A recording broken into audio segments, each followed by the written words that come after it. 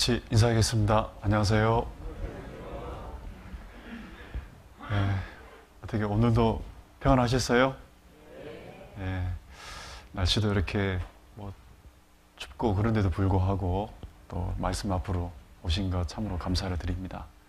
기왕 나신 시간 내서 오셨기 때문에 목사님 말씀처럼 마음을 열고 말씀을 잘 들었으면 좋겠다 싶습니다. 같이 기도하겠습니다.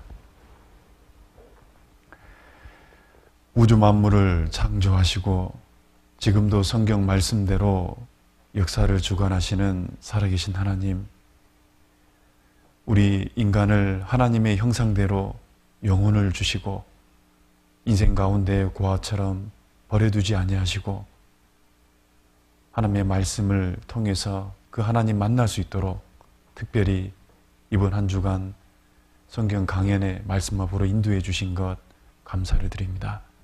말씀을 통해서 우리 속에 하나님을 올바로 알고 확실한 믿음을 얻을 수 있도록 도와주시고 이 성경 강연회가 끝날 때에 이 자리에 앉아있는 그 귀한 존귀한 모든 영혼들, 하나님이 우리에게 주신 그 은혜를 깨닫고 언제 죽음이 찾아와도 천국에 갈 수 있는 그 구원의 은혜를 얻을 수 있도록 도와주시옵소서.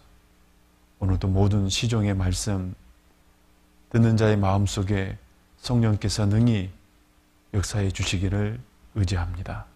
우리를 사랑하시는 예수님 이름으로 기도드렸습니다. 아멘.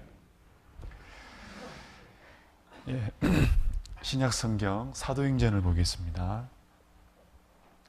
신약성경 사도행전 17장,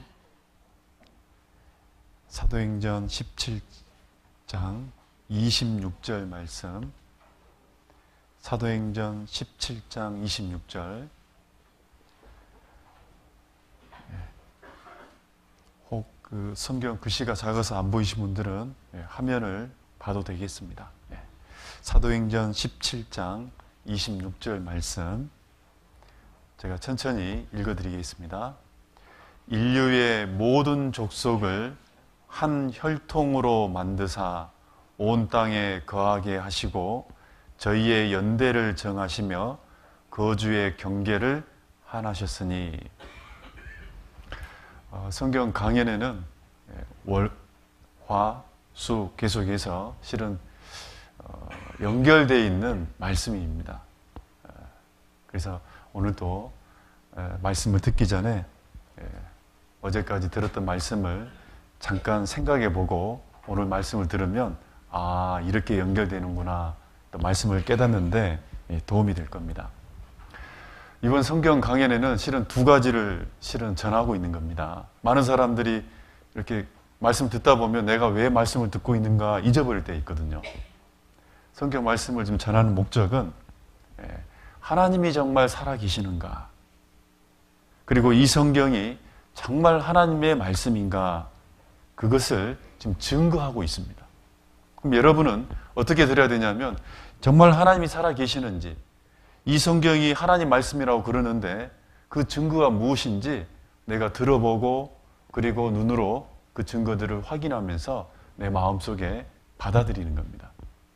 그게 이 성경 강연의 첫 번째 목적이고, 두 번째는 하나님이 이 성경을 기록한 가장 중요한 목적이 있습니다. 그건 뭐냐면 사람은 하나님 앞에 죄인이라는 겁니다. 혹 내가 이 자리에 앉아있는 사람이 여러분 스스로 양심 속에 나는 죄가 없다, 인생 가운데 나는 죄가 없다, 나는 양심대로 호리만한 죄도 없다라고 생각한다면 말씀 들을 필요 없습니다. 그런데 나는 인생 가운데 피치 못할 죄도 있고 때로는 어쩔 수 없이 지었던 죄도 있고 어떤 때는 욕심에 또 어떤 순간적인 감정 때문에 지었던 죄들이 있다면 우리는 죄인입니다.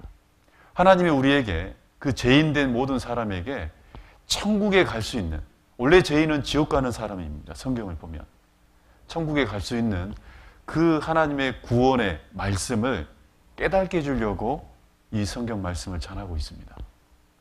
이 두 가지 목적을 가지고 전하고 있는 거거든요. 그런데 첫 번째, 이 하나님이 정말 계시는지, 이 성경이 왜 하나님 말씀인지를 오늘과 내일까지 말씀을 드리려고 합니다. 어제까지 어떤 말씀을 드렸냐면 하나님은 신이란 뜻은 창조주란 말입니다. 아셨죠? 창조주는 그 하나님은 영이시기 때문에 사람 눈으로 볼 수 없습니다. 그래서 하나님이 만물을 너희가 한번 살펴봐봐라. 그것이 하나님의 능력이 어떤 건지, 하나님의 지혜가 어떤 건지 만물을 보면 너희가 분명히 하나님이 있다는 것을 알게 될 거다. 그래서 실은 만물을 정말 양심적으로, 이치적으로 이렇게 경험 속에서 바라본 사람들은 하나님이 신이 있구나라는 것을 알아요. 근데 우리는 인생 살면서 너무 바쁘게 관심 없이 그냥 당장에 먹고 사는 문제, 일에 어떤 다른 어떤 문제에 빠져서 그걸 생각해볼 여유가 없었잖아요. 근데 조금만 생각해 보니까 이 만물은 설계되어 있다는 거예요. 사람이 그렇게 만들 수 없습니다. 그래서 하나님이 계시다는 것을 알게 되죠. 그리고 사람에게는 또 영혼이 있다는 것을 안다는 거예요. 사람은 죽었다 깨어난 사람들이 수백만 명이고 우리나라에서만 미국 같은 경우는 약 6천만 명이, 전 세계적으로는 약 6억 명이 임사체험을 통해서 영혼이 있고 사후세가 있다는 것을 분명하게 증거하고 있습니다. 그런데 그 하나님을 만물을 통해서는 이 영혼의 어떤 그런 어떤 경험적으로는 하나님이 계시다는 것만 증거하는 거예요. 쉽게 얘기하면. 그래서 하나님이 내가 하나님이라는 것을 증거하기 위해서 이제 직접적으로 우리에게 주신 게 뭐냐면 성경입니다. 그래서 이 성경을 통해서 내가 이 우주 만물을 만들었다. 그러면 그렇게 주장하려면 만들었다는 증거를 대보라 얘기예요. 그래서 3,500년 전에 인간이 과학이 발전하지 않는 그 시대에 기록된 성경 속에 우리 시대 최초로 기록된 과학의 어떤 사건들, 발견한 내용들이 기록되어 있잖아요. 만든 이가 아니면 절대 알 수 없는 내용이 기록되어 있습니다. 그걸 통해서 이 성경이 창조주 하나님 말씀이라는 것을 안다는 거죠. 그래도 사람들은 잘 못 믿기 때문에 이제 이 성경이 하나님 말씀이라는 증거를 어떻게 했냐면 너희가 정말 살아계신 하나님이라면 확실한 증거를 보여봐라. 더 좀 우리에게 확실하게 믿을 수 있는 증거. 그게 어제 배웠던 내용입니다. 과거, 너희가 신이라면 과거 무엇을 얘기하라고요? 이전 일을. 그리고 신이라면 시간을 초월해서 미래, 장래 일을 얘기해봐라. 그리고 그 시간 속의 역사 가운데 가만히 계시는 분이 아니고 순종하면 뭘 주고요? 복을 주고 불순종하면 저주, 심판.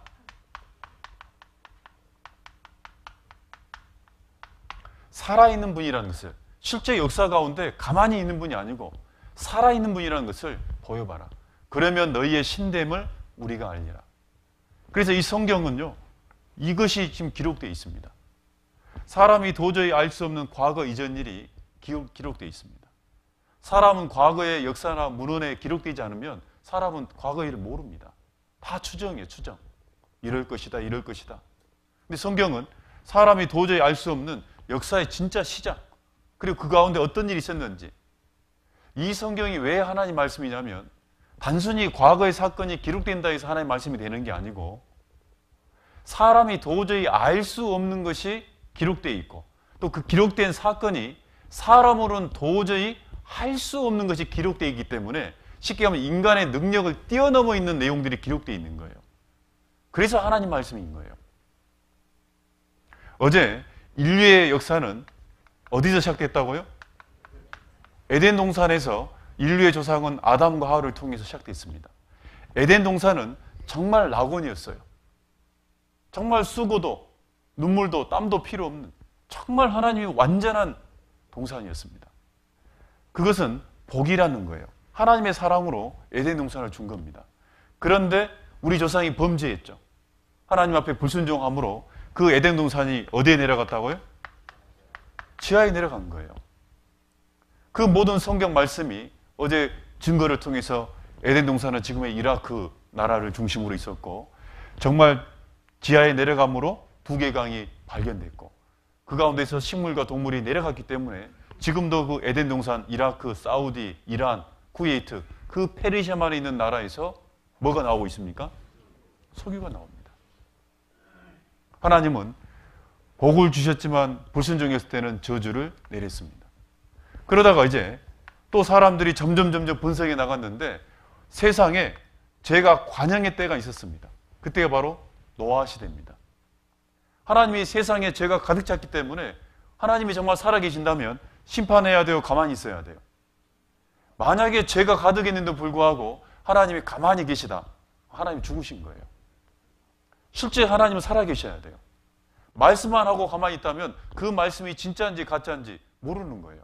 어떤 사람이 말씀을 해놓고 약속을 안 지켜요. 그럼 믿을 수 있어요? 없어요? 없는 거예요. 하나님은 그 노아 시대 때 결국 하나님은 홍수로 전 세계 모든 사람을 홍수로 심판했습니다. 그의 노아의 가족 세 아들과 자부와 그 부인 8명만 살아남게 됩니다.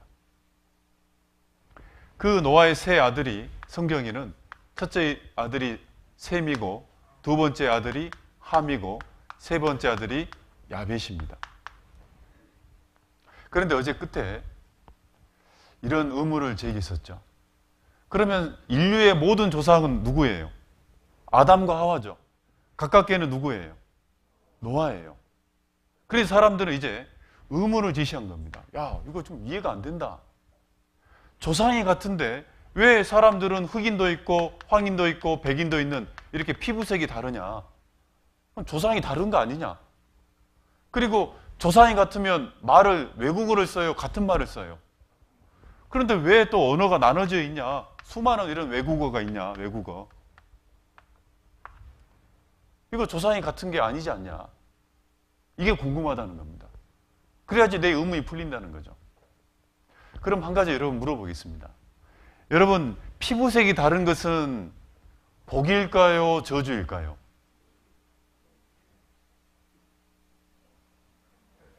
우리는 생각을 안 해봤습니다. 그런데 여러분요, 피부색이 다른 것은 이건 저주입니다. 여러분, 지금 저희는 이제 쉽게 가면 굳이 피부색으로 얘기하면 황인종이라 그러는데 우리는 같은 피부색을 가지고 있기 때문에 차별이 없어요. 그러나 이런 피부를 가지고 미국이나 유럽 이런 백인들이 사는 지역 가면은 유색인종이라 해서요 차별을 받아요. 도리어 유럽이나 이 미국은요 흑인들보다 황인종을 더 무시합니다. 이거는 저주예요. 문제를 일으키는 거예요. 또 여러분, 언어가 이렇게 외국어가 많은 거 이거 축복일까요? 저주일까요? 우리 학생들 저주죠? 네, 맞아요. 지금도 막 영어 공부하니 뭐 중국어 공부하니 일본어. 야, 저도요 이 대학교 때까지 영어를 이제 중학교 때도 배웠잖아요, 저희 때는. 그런데 지금도 이게 영어로 뭘 하려고 그러면 너무 힘들어요. 기껏해야 그냥 굿모닝, 헬로우. 그러면 자, 이것은 결국은 이런 상황이 벌어진 것은 우리가 뭘 알 수 있냐면 이건 저주다라는 것을 우리가 알 수 있잖아요. 저주였다. 그럼 여러분, 저주라는 것은 사람이 내리는 거예요? 하나님이 내리는 거예요? 어떤 사람이 피부색을 바꿔본다든지 어떤 사람을 언어를 나누든지 사람이 능력으로 되는 게 아닙니다. 그 말은 이런 상황이 벌어진 저주는 하나님이 심판한 거예요. 하나님이 심판한 거예요. 그럼 우리는 이걸 통해서 한 가지 알 수 있는 게 있어요. 그 말은 노아 홍수 이후에 이런 저주를 받을 만한 저주 앞에는 반드시 뭐가 있습니까? 죄가 있다는 거잖아요. 왜? 하나님은 불순종, 죄가 있을 때 하나님은 저주를 내린 거거든요. 그러면 노아 홍수 이후에 그 사람들이 그럼 또 죄를 지었단 말이냐? 좀 그런 문제가 생기는 거예요. 노아 식구들은 그 하나님의 심판을 직접 봤어요, 안 봤어요? 그 홍수로 모든 사람이 그 비참하게 물에서 죽어가는 모습을 봤습니다. 비명을 지르고 살려달라고 아무리 애원해도 결국은 다 죽어버리는, 온 세상에 엄청난 그 홍수로 덮여버리는 그런 걸 본 거예요. 죄를 지으면 이렇게 된다는 걸 직접 경험한 사람입니다. 그런데도 그럼 죄를 지은 거냐? 우리는 죄를 지었다는 것을 유추할 수 있잖아요. 이런 상황이 벌어지려면. 저는 이 말씀을 보면서요, 야, 노아 홍수 이후에 이런 저주를 받을 만한 죄를 노아의 그 후손들이 또 지었을까? 저는 개인적으로 지을 수 있다고 생각합니다. 여러분 어떻습니까? 왜냐면요, 제 어릴 때 삶을 보니까 또 죄를 질 수 있는 상황이에요. 사람이라는 건. 제 고향이요. 고향 얘기하면 또 기분 나빠하면 안 됩니다. 혹시 여수 아세요? 여수 밑에 보면 돌산이라는 섬이 있습니다. 돌산 아세요? 네, 뭐가 유명합니까? 후보분들은요, 먹는 것만 얘기해야지, 이게, 돌산에 돌이 유명한데 사람들은 또 먹는 것도 기억해요. 갓김치. 갓 맛있잖아요, 돌산갓이. 돌산갓이 맛있죠. 예. 갓김치 저희 시골에 어머니 닮으면 맛있어요, 진짜. 다른 어느 지역보다 맛있습니다. 갓이 중요한 게 아니고요. 그때 제가 어릴 때는요, 이 섬이거든요. 섬이다 보니까 어떤 문제가 생기냐면요. 이런 이제 겨울에 뭐 비바람이 친다든지 또 아니면 이렇게 폭풍이 불면은 옛날 그 전봇대는 나무로 돼 있었지 않습니까? 기억나십니까? 그럼 이게 잘 넘어져요, 이게. 그럼 전봇대가 넘어져가지고 이제 전기가 끊겨버려요. 마을 전체가 전기가 끊겨버립니다. 그러면 이 여수에서 이제 배를 타고 한전 직원들이 와서 고쳐야 되는데 비바람이 불면 배가 안 떠요. 그럼 어떤 때는요, 일주일, 어떤 때는 2주 이상 전기 없이 진짜 완전히 전기 없이 깜깜하고 있어 살아야 돼요. 그때에도 이제 전기가 나간 겁니다. 우리 마을에. 완전히. 그러면 저희 집은요, 이제 가난했어요. 가난하다 보니까 옛날에는 기름 넣어가지고 이게 이제 등불을 켰잖아요. 호롱불을 이렇게. 근데 그 기름도 아끼려고 이제 어떻게 하냐면 전기가 딱 끊기면 해가 떨어지기 직전에 저녁을 먹습니다. 5시 반 정도에 겨울이면 이제 저녁을 먹어요. 그래서 잠깐 이제 방은 어두우니까 불을 켜죠. 저녁을 먹고 나면 아버님이 이제 몇 마디 이제 오늘 있었던 것들 여러 가지 이제 뭐 상황들을 이제 자식들하고 얘기 나누고 한 6시 반이면 불을 꺼버립니다. 그러면 어떻게 해야 되냐? 6시 반이나 7시에 자야 돼요, 그냥. 뭐 의미 없이 자야 돼요. 그러면 지금도 생각나는 게 지금도 그때도 1월 달이에요.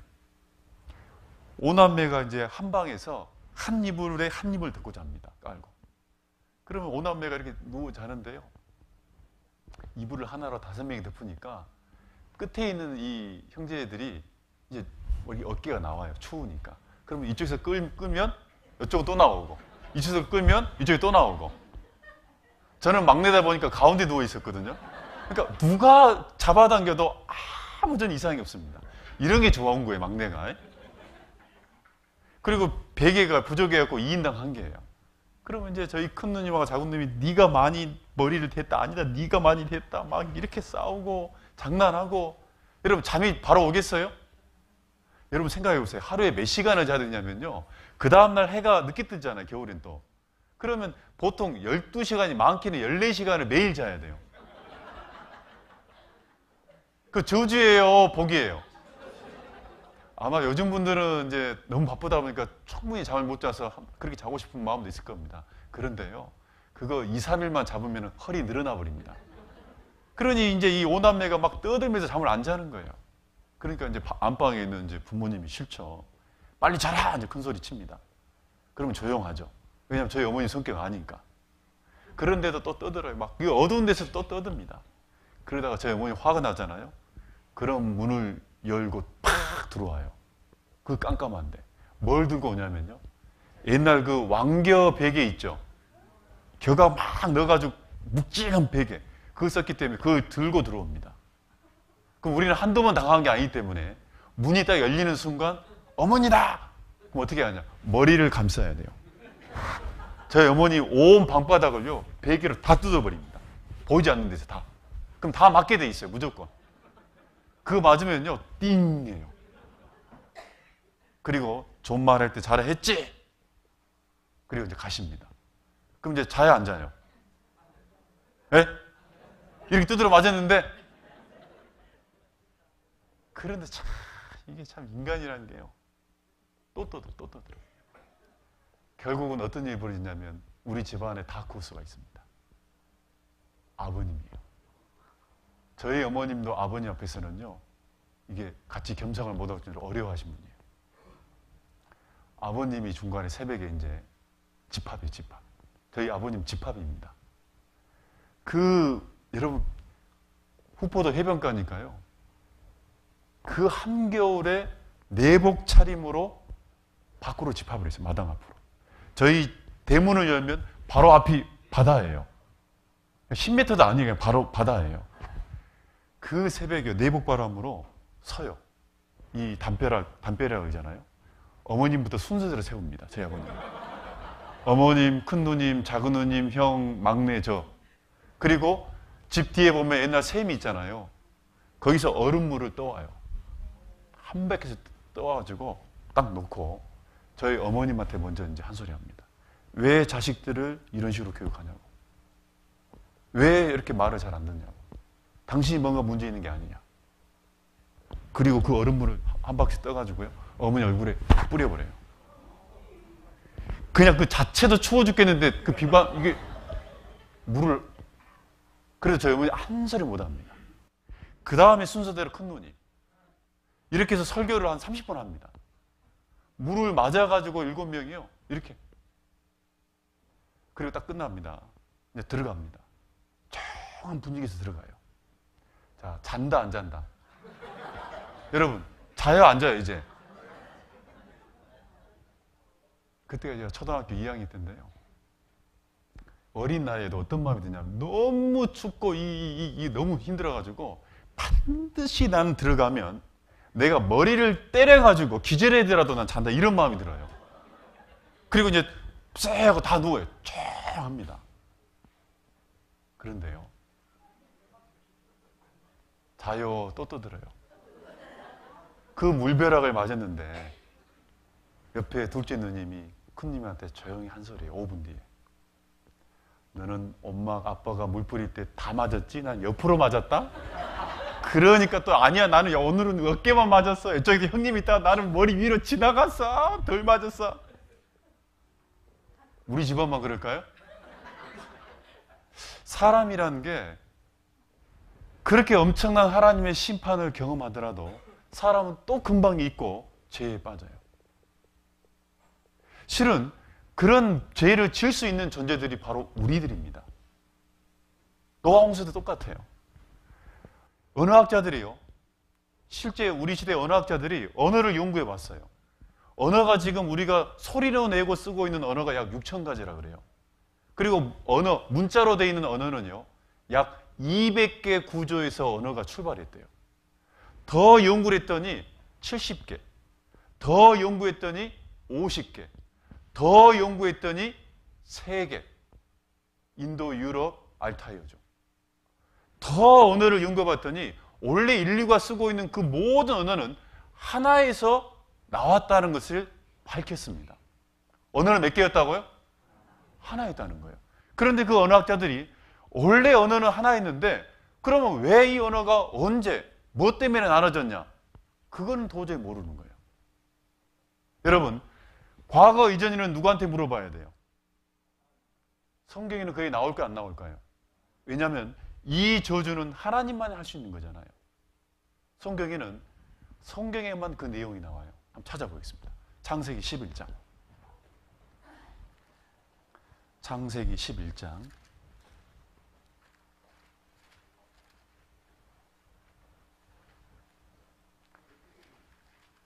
창세기 11장 1절부터 온 땅에 구음이 하나요 언어가 하나였더라. 이에 그들이 동방으로 옮기다가 신할 평지를 만나 거기 거하고 서로 말하되 자 벽돌을 만들어 견고히 굽자 하고 이에 벽돌로 돌을 대신하며 역청으로 진흙을 대신하고 또 말하되 자 성과대를 쌓아 대 꼭대기를 하늘에 닿게 하여 우리 이름을 내고 온 지면에 흩어짐을 면하자 하였더니. 여러분, 이 내용이 뭐냐면 원래 하나님은 노아 홍수 이후에 노아 식구들한테 명령한 게 있습니다. 어떤 명령이냐면 땅은 넓고 사람은 적으니까 너희들 한데 뭉쳐서 하지 말고 흩어져 가지고 편만하게 살아가라라고 명령을 했어요. 그런데 그들이 처음에는 흩어졌다가 어느 날 갑자기 야 우리 흩어지지 말자. 하나님 말씀대로 흩어지지 말고 우리 한데 모여서 살자. 그리고 우리가 한데 모여서 큰 탑을 쌓자. 그리고 우리 이름을 내자.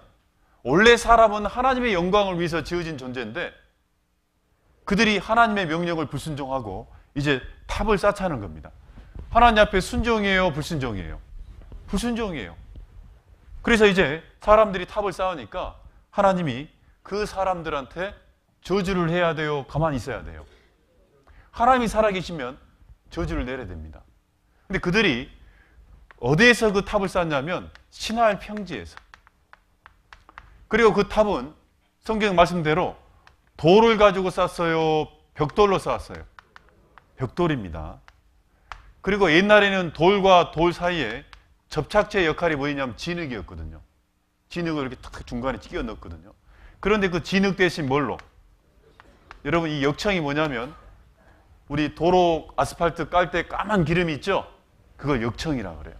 그래서 이렇게 이런 재료를 가지고 시나이 평지에서 그들이 탑을 쌓자 그 얘기예요. 큰 탑을요. 하나님이 그걸 보시고 하나님은 반드시 불순종하면 저주를 내리십니다. 어떤 저주를 내렸냐면 거기 9절입니다. 9절 창세기 11장 9절 제가 읽어보겠습니다.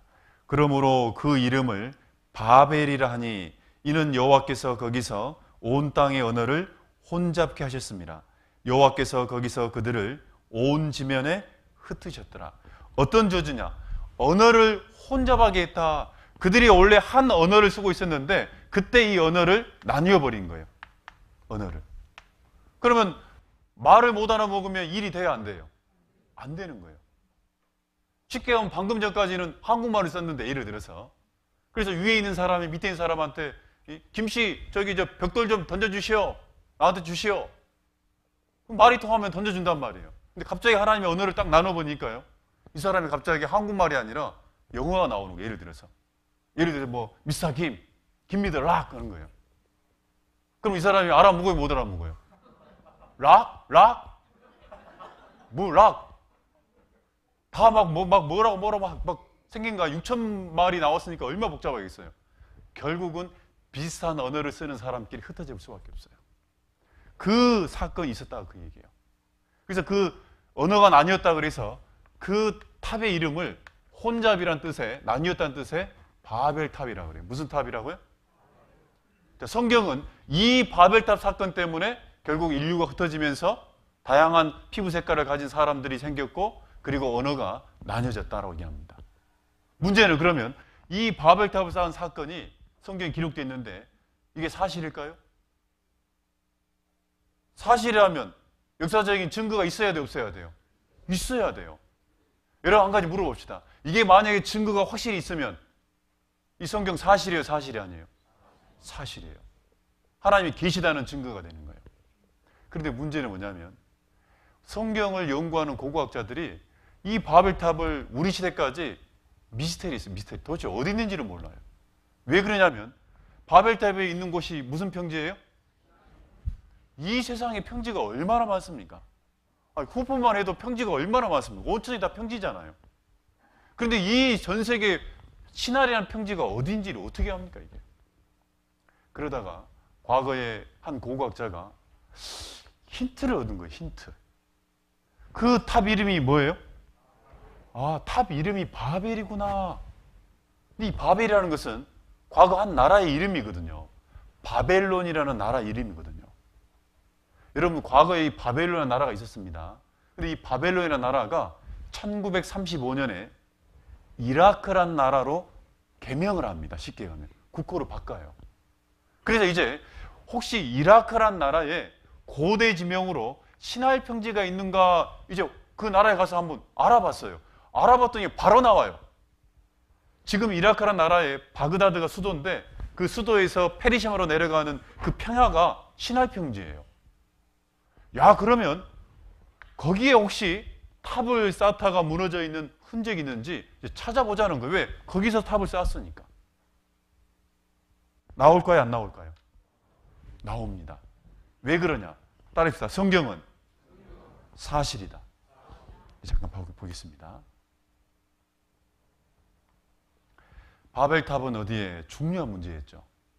바로 여기가 이라크란 나라인데 이 바그다드에서 이 페르시아 내려가는 이 녹색 지역 있잖아요.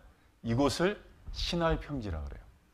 그래서 이제 고고학자들이 여기서부터 쭉 이제 연구를 하면서 쭉 가는 거예요. 그러다가 발견합니다.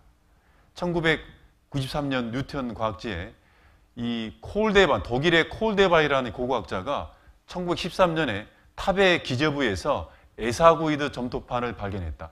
이 과거 바벨론 제국의 점토판을 발견했는데 그 역사가 기록되어 있는 점토판에 바벨탑 얘기가 나와요. 크기도 나와요. 바닥 가로 세로가 90m, 90m. 그리고 높이가 약 90m까지, 70에서 90m까지 올라갔다가 무너진 탑이라고 기록되어 있습니다. 또 안 놀래. 이게 과거 바벨탑을 쌓았던 터고 그 위에다 또 이 바벨탑을 쌓았던 상황이 있었는데 이 터예요. 공중사진이에요. 이 가로 세로가 90m. 정확히 하면 91m. 그러니 얼마나 대꼭대기를 하늘에 닿게 하자 그렇게 높이 쌓은 거예요. 그 당시에. 엄청난 탑입니다. 수메르 문명 꼽힌 바벨탑의 현장. 그 시날 평지가 뭐냐면 과거 수메르 문명이 있었던 지역이에요. 근데 여기에 바벨탑 현장에 가면서 그 바벨탑에 지구라트 형태의 이 벽돌들이 나오는데 돌이에요, 벽돌이에요? 벽돌이잖아요. 이 까만 게 뭘까요, 이게? 역청이에요. 정말 벽돌과 역청으로 쌓았어요. 과거 탑들을. 지금은 이렇게 세계에 많은 언어들이 있습니다. 이렇게. 이런 수많은 언어들이 있어요. 여기에 제가 언어들을 보면서 제일 신기한 게 바로 이 언어예요. 시날리스라는 언어예요. 인도의 스리랑카 쪽의 한 언어입니다. 여러분, 언어로 보이세요? 뭔 동물로 보이세요?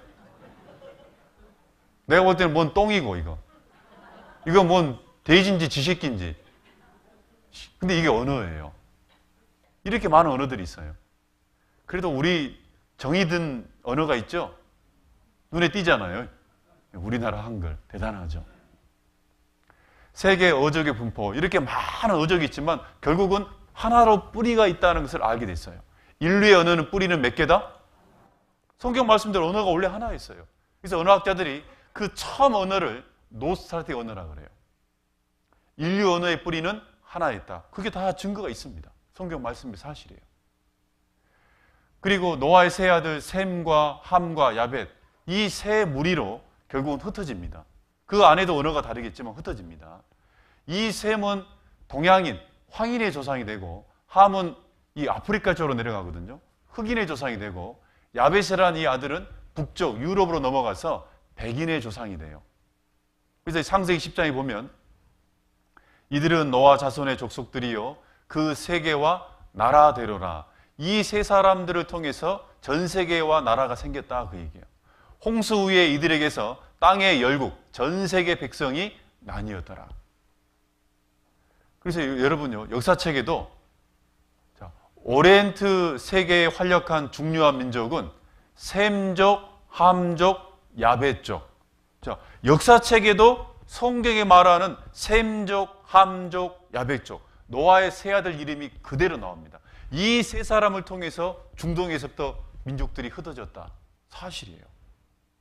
성경과 역사가 똑같습니다. 왜? 사실이니까. 그래서 이곳에서 바벨탑 지역에서 동쪽으로, 북쪽으로, 아프리카 남쪽으로 흩어졌다 그 얘기예요. 피부가 그러면 하얗고 노랗고 까만 이유는 뭐냐? 인종이 다른 게 아니에요. 사람은 다 같아요, 달라요? 같아요. 근데 사람들은 피부가 다르면 인종이 다른다고 생각하는 겁니다. 아닙니다. 피부가 다른 이유는 사람 이 피부층에 이 진피와 표피 사이에 멜라닌이라는 색소층이 있어요. 이 멜라닌 색소의 양 때문에 그래요. 이 멜라닌 색소는요, 색깔이 있습니다. 어떤 색깔이냐? 검은색이에요. 그런데 이 검은색의 색소는요, 햇빛이 강하잖아요? 그러면 사람 몸을 보호하려고 바깥쪽으로 검은색 이 색소가 올라와요. 그래서 햇빛이 피부 바깥쪽에서만 흡수되고 안으로 못 들어오도록 막아주는 겁니다. 그러면 사람이 까매질까요, 해질까요? 색소가 바깥쪽으로 검은 게 나오니까 검해져요. 반대로 유럽에 사는 사람들은 햇빛이 약하니까 햇빛을 충분히 몸 안으로 받으려고 이 색소층이 아래로 내려갑니다. 그러면 하얘질까요? 까매질까요? 하얘지는 거예요. 그럼 우리 황인은요, 색소층이 적당한 위치에 분포를 하고 있습니다. 그 이유예요. 이미 과학적으로 밝혀졌습니다. 지금 색소층 얘기를 하고 있는 겁니다. 자, 이건 뭐냐면요, 엄마 아빠가 결혼했는데 흑백 쌍둥이를 낳았어요. 완전한 흑백 쌍둥이. 또 안 놀래. 사람은 피부 색깔을 결정짓는 유전자가 따로 없습니다, 여러분. 확률적으로 엄마 아빠가 황인이면 확률적으로 이런 피부 색깔을 넣는 경우가 높는 거지. 그러나 가끔 정말 세상 말로 얘기하면 재수 없으면 엉뚱한 피부 색깔이 나올 수 있어요. 자, 여기는요, 무지개 가족이에요. 이 두 부모가 자식을 낳았는데 완전한 백인, 완전한 흑인, 혼혈. 그럴 수 있는 거예요. 더 놀라운 건 이런 거예요. 여러분 생각해보세요. 이게 엄마예요. 이 아들의 엄마. 믿겠어요? 완전한 흑인인데 완전한 백인을 낳았어요. 이렇게. 누가 이게 엄마라고 누가 믿겠어요? 근데 엄마 맞아요. 이미 이제 과학이 발전하면서 피부색이 인종을 다르게 말하는 게 아니다는 걸 이미 밝혀진 거예요. DNA를 통해서요. 인류는 한 혈통으로 됐다는 게 사실이에요. 그래서 흑인, 백인 결정짓는 유전자가 따로 있다 없다? 없는 거예요. 없는 거예요. 동양인, 백인, 흑인 DNA 차별이 있다 없다? 없어요. 인류는 하나예요. 아담으로부터 가깝게는 노아, 가깝게는 셈과 함과 야벳이라는 사람을 통해서 인류가 모든 것이 생길 수 있는 겁니다. 성경이 사실이잖아요. 과거 이전 일을 얘기해봐라. 성경만 얘기하고 있습니다. 그리고 그 일이 사람으로 할 수 있는 거예요? 하나님만 할 수 있는 일이에요? 하나님만 할 수 있는 일이 성경에 기록됐는데 그게 사실이기 때문에 이 성경이 누구 말씀이다? 만약에 성경 속에 있는 기록된 것이 사람으로 알 수 있는 내용이고 사람이 할 수 있는 사건만 기록되어 있으면 이거는 사람의 말이지 사람의 능력을 뛰어넘는 하나님의 말씀이라 할 수 없는 거예요. 한 가지 여러분 질문 한번 해보겠습니다. 만약입니다. 만약에 이 바벨탑을 하나님 무너뜨렸는데 바벨탑을 무너뜨린 이후에 또 바벨탑을 어떤 사람이 쌓으면 저주해야 돼요? 가만 놔둬야 돼요? 하나님이 진짜 살아계신다면 저주해야 돼요? 가만 놔둬야 돼요? 여러분, 이 바벨탑은 하나님을 도전하는 상징물입니다. 하나님을 도전하는 상징물이에요. 그런데 여러분, 역사적으로 이 바벨탑 사건 이후에 우리 시대까지 역사적으로 두 사람이 이 바벨탑을 다시 재건하려고 시도했습니다. 그럼 그 사람들이 결국 어떻게 됐을까? 그것도 알아볼 필요가 있어요. 정말 하나님 말씀대로 저주를 받았을까? 이거 봐봅시다. 어떤 사람이었냐? 여러분, 이 과거 아까 바벨탑이 바벨론이 있었잖아요. 이 바벨론에 느부갓네살이라는 왕이 있습니다. 역사책에는 네부카드네자르 2세라고 되어 있습니다. 이 느부갓네살 왕이 그 바벨탑을 다시 쌓아가지고 자기 이름을 드러내겠다고 명령합니다. 여러분, 그게 사실입니다. 이 사람이 성경에도 나옵니다. 바로 이 사람입니다. 이 사람이 세기 문자, 이 사람이 이 문자 이 해독을 해보니까 네부카드네자르 왕이 성경에는 느부갓네살 왕이라고 되어 있어요. 명판이 발견됐는데 이 바벨탑을 쌓아라 내용이 나와요. 점토판의 기록을 보면 네부카드네자르 왕께서 고대 바벨탑이 붕괴된 자리에 새로운 바벨탑을 재건하려 했다. 그 판이 나오는 거예요. 성경에도 이 사람이 나옵니다. 바로 이 사람입니다. 근데 성경에 보시면 그 내용이 나와요. 다니엘서 4장 30절에 나 왕, 느부갓네살 왕입니다. 가로되 이 큰 바벨론은 내가 능력과 권세로 건설하여 나의 도성을 삼고 이것으로 내 위엄의 영광을 나타낸 것이 아니냐. 자기를 드러낸 거예요. 그게 교만이에요. 그래서 어떻게 해버렸냐. 하나님이 그 느부갓네살 왕을 7년 동안 정신병자를 만들어버렸습니다. 정신병자 중에 어떤 거냐. 자기가 손 줄 알고 정신병자가 돼버린 거예요. 그래서 7년 동안 소처럼 옷도 안 입고 벌거벗은 몸으로 숲에서 풀을 뜯어먹으면서 살아요. 내가 사람에게 쫓겨나서 소처럼 풀을 먹으며 몸이 하늘 이슬에 젖고 머리털이 독수리 털과 같았고 손톱은 새 발톱과 같았었느니라. 이렇게 된 거예요. 하나님이 계셔요, 안 계셔요? 계셔요. 그리고 또 한 사람이 바벨탑을 또 쌓으려고 그랬습니다. 여러분도 아는 인물입니다. 인물은. 이 사람은 우리 시대 사람이거든요. 바로 이 사람이에요. 여러분 이 사람 알아요, 몰라요? 이라크 지금 마지막 대통령이었잖아요. 사담 후세인. 여러분 이 사람이요, 언제 대통령이 취임하냐면 1979년 7월 16일 날. 자, 79년에 대통령이 취임해가지고 이 사람이 이제 그 다음에 80년이 되잖아요. 그러면 자기가 대통령으로서 앞으로 국가 사업을 뭘 할 거냐, 그것을 국민들한테 처음 쉽게 말하면 공표를 합니다. 근데 놀랍게도 이 사람 국가 사업이 1980년 1월 9일자 신문입니다. 사담 후세인이 뭘 얘기했냐면 성서 속에 바벨탑을 세워서 관광지로 만들겠다. 이게 국가 사업이에요. 사담 후세인이요, 자기가 대통령 돼가지고 가장 먼저 하고 싶은 게 뭐냐면 바벨탑을 세워가지고 이라크를 관광지로 만들겠다. 하나님 가만 놔둬야 돼요? 문제를 일으켜야 돼요? 놀랍게도 80년 그해 이란 이라크 전쟁이 터집니다. 희한하죠? 80년 9월에부터 시작해서 88년, 8년 동안 이란 이라크 전쟁이 터져요. 약 100만 명이 죽습니다. 그러니 전쟁하는 동안에 바벨탑이 싸져요, 못 싸져요? 못 싸져요. 왜 못 싸지냐? 이게 이제 80년 그때 신문이거든요. 이란 이라크 전면전 돌입했다. 그리고 그들이 싸우는 장소가 있어요. 이란하고 이라크가 싸우는 장소가 어디냐? 바로 이 지역이에요. 여기서 계속해서 8년 동안 전쟁을 해요. 폭격을 하고. 이 지역이 어디냐? 바로 바벨탑에 있는 시나이 평지예요. 다른 지역도 아니고. 그리고 이제 전쟁이 끝났습니다. 그런데요, 자, 끝났으면 뭔가 느껴야 될 거 아니에요. 근데 사담 후세인이 전쟁이 8년 만에 끝난 다음에 또 어떻게 하냐? 그 다음에 봄에 또 얘기합니다. 89년 4월에 이라크 바벨론궁 다시 뭐 한다? 또 짓겠다.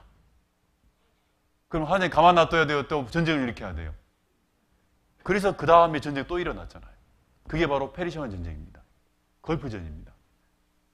그러다가 2001년에 9.11 테러가 있었죠. 그 배후 세력으로 이라크를 지목합니다. 결국은 연합국이 들어가가지고 2003년에 이라크를 전체를 점령해버리죠. 그리고 사담 후세인은 전범으로 붙잡혀가지고 2006년 12월 30일 새벽 6시에 총살시켰습니다. 사담 후세인의 대통령동 있는 동안에 한마디로 얘기하면 바벨탑을 쌓자 그러다 결국 죽은 사람이에요. 한마디로 얘기하면요. 이게 우연일 것 같아요? 성경을 절대 우연으로 보면 안 됩니다. 어느 누구도 바벨탑을 쌓는 건 누굴 도전하는 거예요? 하나님을 도전하는 거예요. 성경은 사실이고 하나님은 살아계세요. 가만히 있는 분이 아니세요. 그런데 이 바벨탑을 쌓은 다음에 한 가지 특별한 문제가 하나 터집니다. 시편 14편입니다.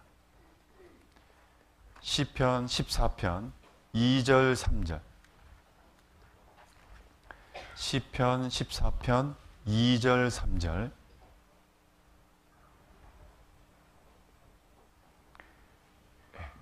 제가 한번 읽어보겠습니다. 글씨가 안 보인 분들은 화면 봐도 됩니다.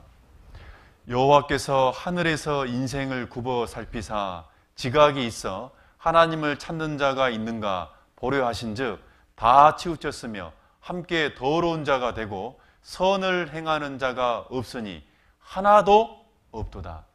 한마디로 얘기하면 이게 뭔 말이냐면요, 하나님이 인류 역사 가운데 이 세상을 어느 날 볼 때 하나님을 알고 믿는 사람이 한 사람도 없는 시대가 있었다는 겁니다. 그럼 도대체 인류 역사 가운데 하나님을 다 잊어버리고 하나님을 믿는 사람이 한 사람도 없는 시대가 언제냐? 바로 바벨탑을 쌓은 이유입니다. 바벨탑을 쌓은 이유예요. 그럼 이것은 어떤 문제가 생기는 거냐면, 그러면 다시 사람들은 하나님이 누군지를 모르니까 또 뭘 만들어내겠어요? 우상을 만들어내는 거예요. 분명히 만물을 보면은 사람의 영혼의 욕구를 통해서 분명히 사후세계가 있고 하나님이 계시다는 걸 아는데, 그 하나님을 잊어버렸기 때문에 다시 이제 우상을 만들어내는 그런 문제가 생기는 거예요. 하나님은 내가 바로 하나님이다라고 증거할 수밖에 없는 거예요. 그래서 다시요.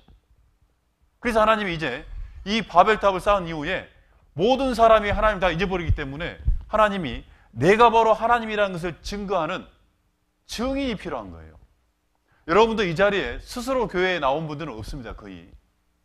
누군가가 먼저 하나님을 믿게 되고, 그리고 알고, 그리고 그것을 여러분에게 말씀드려서 간곡히 권해가지고 하나님 말씀 앞으로 온 거잖아요.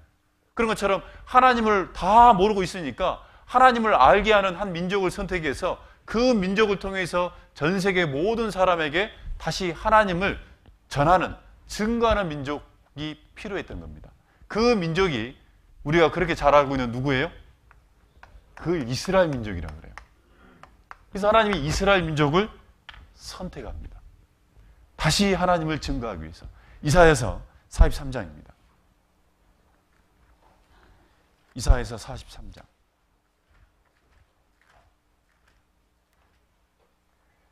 10절입니다. 이사야서 43장 10절. 이사야서 43장 10절. 제가 한번 읽어보겠습니다. 화면을 봐도 됩니다. 어르신들은. 나 여호와가 말하노라. 너희는 이스라엘 민족을 얘기합니다. 나의 하나님의 증인, 나의 종으로 택함을 입었나니 이는 너희로 나를 어떻게 한다고요? 알고 믿으며. 너희를 통해서 하나님을 알게 하고 믿게 하려고. 그래서 하나님이 이스라엘 민족을 하나님의 증인으로 택했다, 그 얘기예요. 여러분, 이스라엘 민족을 선택한 목적을 성경에 있는 것을 정리해보면 이런 겁니다. 첫 번째, 여호와 하나님의 증인으로, 너희로 나를 알고 믿게 하기 위해서, 하나님의 증인으로. 그리고 두 번째는 이 이스라엘 민족을 통해서 우리가 지금 보고 있는 이 성경, 하나님의 말씀을 기록하기 위해서. 세 번째는 이스라엘 민족은 모든 민족의 무엇으로? 자, 여러분 이걸 잘 기억해야 됩니다. 이 성경에 나타나 있는 이스라엘 민족 가운데 나타나는 모든 상황은 모든 민족의 견본이라는 걸 명심해야 돼요. 견본이라는 게 뭐냐면 이걸 견본이라고 그래요. 이 학생이 지금 뭐 하고 있습니까? 네? 네. 대부분 벌 쓰고 있다 이렇게 봐야지 올바른데 가끔 특별한 사람들은 분필을 찾고 있다고 하더라고요.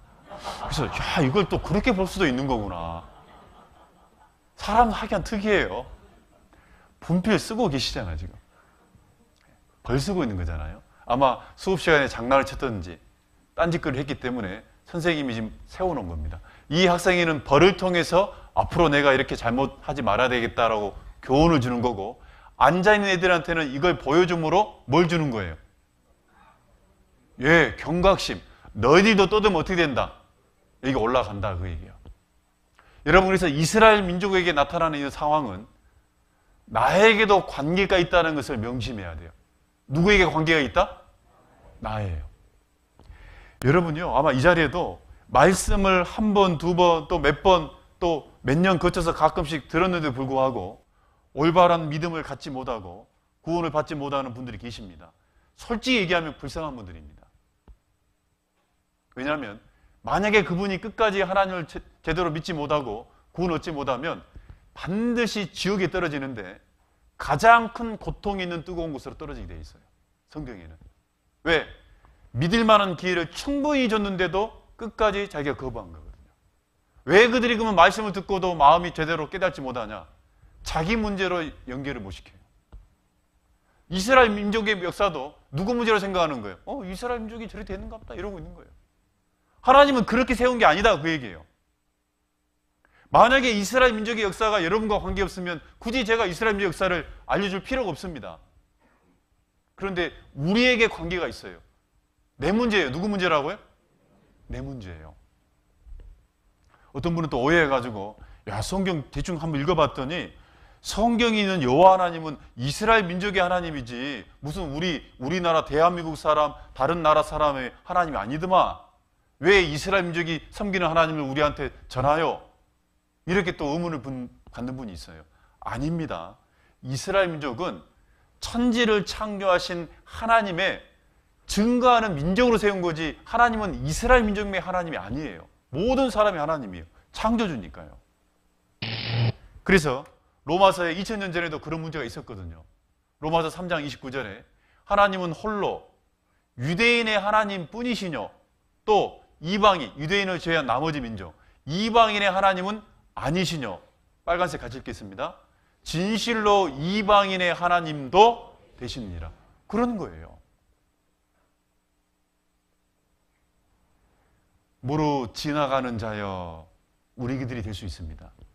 너희에게는 관계가 없는가? 관계가 있다 없다? 그걸 견본이라고 그럽니다. 그리고 이스라엘 민족을 선택한 네 번째 목적은 하나님께서 정하신 역사의 뭐다? 그래서 이스라엘 민족은 하나님이 역사를 시작했습니다. 에덴 동산부터. 그리고 역사의 끝이 있거든요. 그 역사가 얼마만큼 흘러왔는가 그 시간을 알려주는 것이 뭐냐면 이스라엘 민족이에요. 그래서 이스라엘 민족의 역사를 보면 하나님이 정하신 인류의 역사가 얼마만큼 왔는지를 알려주는 겁니다. 그리고 이스라엘 민족을 선택한 가장 중요한 목적이 있어요. 그거는 바로 구원자 예수 그리스도가 오시기 위한 모체라 그래요. 그 예수님을 통해서 모든 사람이 구원을 받을 수 있게 하기 위해서 실은 이스라엘 민족을 선택한 겁니다. 자, 문제는 이걸 다 뭐 알아도 상관없습니다. 몰라도 상관없습니다. 근데 한 가지 이제 궁금한 게 있어요, 여기서. 이스라엘 민족은 하나님을 믿을까요, 안 믿을까요? 자기를 선택한 그 하나님을 믿어요, 안 믿어요? 예? 또 궁시렁.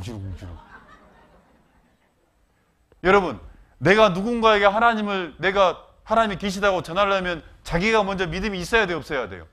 있어야죠. 여러분요, 우리나라에 교회 다니는 사람들은 많습니다. 그런데 교회를 다니면서 하나님이 이 성경이 확실히 살아계시고 사실이라는 것을 믿고 다닌 사람들은 너무너무 적어요. 그런 사람들을 구분하는 방법이 있습니다.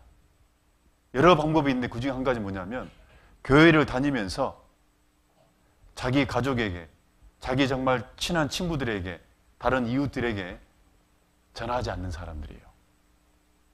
혹시 여러분 가족 가운데 교회를 다니고 있는 가족이 있는데 나한테 한 번 더 교회 다녀보자, 말씀을 들어야 된다, 천국과 지옥이 있다, 그러니까 꼭 말씀을 듣고 구원받아야 됩니다, 이런 말을 혹시 가족이나 어떤 친지 가운데 있는데 안 한다, 그럼 그 사람은 가짜입니다. 그 사람은.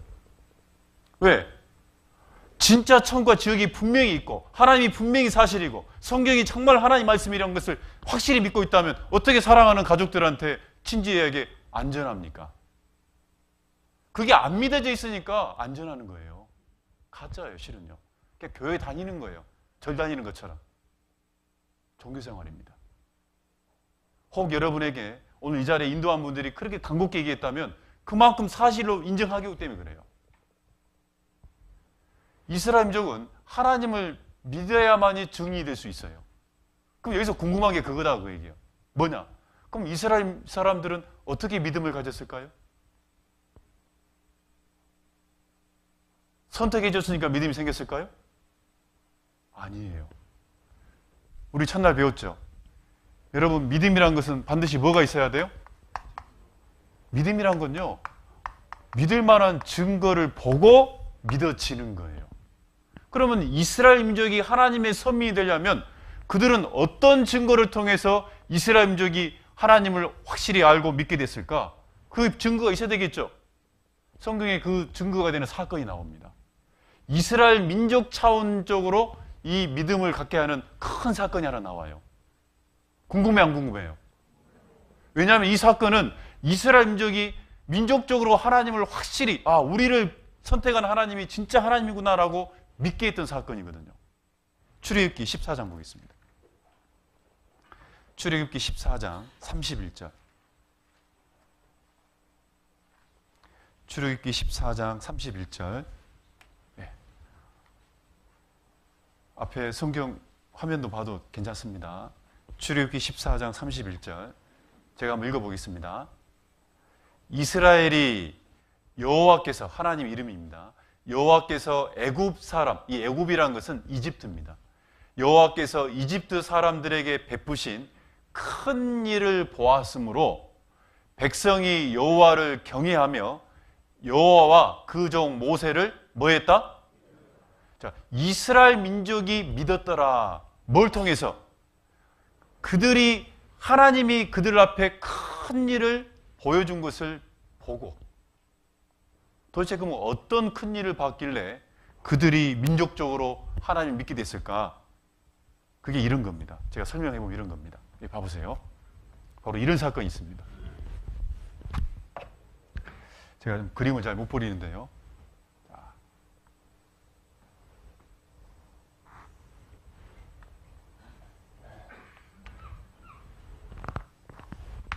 여러분, 이게 뭐냐면 이렇게 돼 있죠, 손가락으로. 자, 이걸 뭐라 하냐면 홍해입니다. 뭐라고요? 그리고 이쪽이 이집트란 나라고요. 이쪽이 지금 시나이라는 반도고요. 이쪽이 뭐냐면 지금의 이스라엘 땅입니다. 그리고 이쪽은 지중해입니다. 지중해. 그런데 과거 이스라엘 민족들이, 조상이 아브라함인데, 그 아브라함이 이삭을 낳고 이삭이 야곱을 낳은 다음에 요셉이라는 사람이 이집트에 내려갑니다. 요셉이라는 사람이. 그 이집트에서 요셉이 총리가 됩니다. 총리가 되니까 그 백을 믿고 이 가나안 땅에 살고 있던 그 자기 가족들이 이집트에 내려와 살게 돼요. 살다가 처음에는 총리니까 잘 살았죠. 나중에 총리가 죽고 나니까 이제 이집트 사람의 노예가 돼버립니다. 이스라엘 민족이. 그게 400년 가까이 노예 생활을 하게 되는 거예요. 그러니까 너무너무 힘들죠, 살기가. 그때 이 사람들이 이제 하나님 도와주세요. 제발 우리를 이곳에서 좀 끄집어내 주십시오. 그때 하나님이 모세라는 사람을 보내가지고 이 이집트에 10가지 재앙을 내리고 이스라엘 민족을 이끌어서 어떻게 하냐? 이 홍해 앞으로 옵니다. 이 홍해 앞으로. 이게 홍해 앞으로 있습니다. 그때 이집트의 이 왕을 바로라 그럽니다. 파라오라 그러는데, 바로가 다시 군대를 이끌고 이집트 이쪽으로 이스라엘 민족 뒤로 쫓아온 거예요.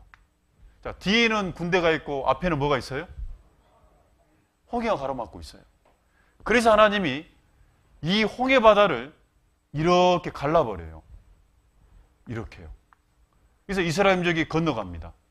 그리고 이집트 군대가 이제 뒤를 따라 들어오니까 다시 하나님은 홍해를 덮어버립니다. 바닷물로. 그래서 바로와 그 군대들이 다 수장돼 버려요. 자, 이것을 직접 경험한 거예요. 자기 앞에서 바다가 갈라지는. 출애굽기 14장 한번 보겠습니다. 14장 21절. 21절, 22절 제가 읽어보겠습니다. 모세가 바다 위로 손을 내어 민대 여호와께서 큰 동풍으로 밤새도록 바닷물을 물러가게 하시니 물이 갈라져 바다가 마른 땅이 된지라. 이스라엘 자손이 바다 가운데 육지로 행하고 물은 그들의 좌우에 뭐가 됐다? 좌우에 홍해 바다가 갈라졌는데 바다가 좌우에 벽처럼 서 있는 거예요. 바다가 좌우에 벽이 됐다고요. 지금 남 얘기로 듣고 계세요, 지금? 바닷물이 빠진 거는 우리가 볼 수 있지만 벽이 서는 것은 여러분 가능해 불가능해요? 큰 동풍으로 특별한 지점을 일정하게 불게 되면 이 바다가 갈라지는 거거든요. 지금 그것을 보여줘 버린 거예요. 그러면 이스라엘 민족이 어떻게 하냐? 양쪽에 바다가 갈라진 상태에서 이걸 보면서 지나가는 거예요. 홍해를 지나가는 거예요. 그런 일을 봤으니 그들 마음속에 하나님이 계시다 안 계시다? 우리를 선택하신 부르신 여호와 하나님이 창조주다 창조주가 아니다. 천지를 주재하는 분이잖아요. 그건 하나님밖에 못하는 거잖아요.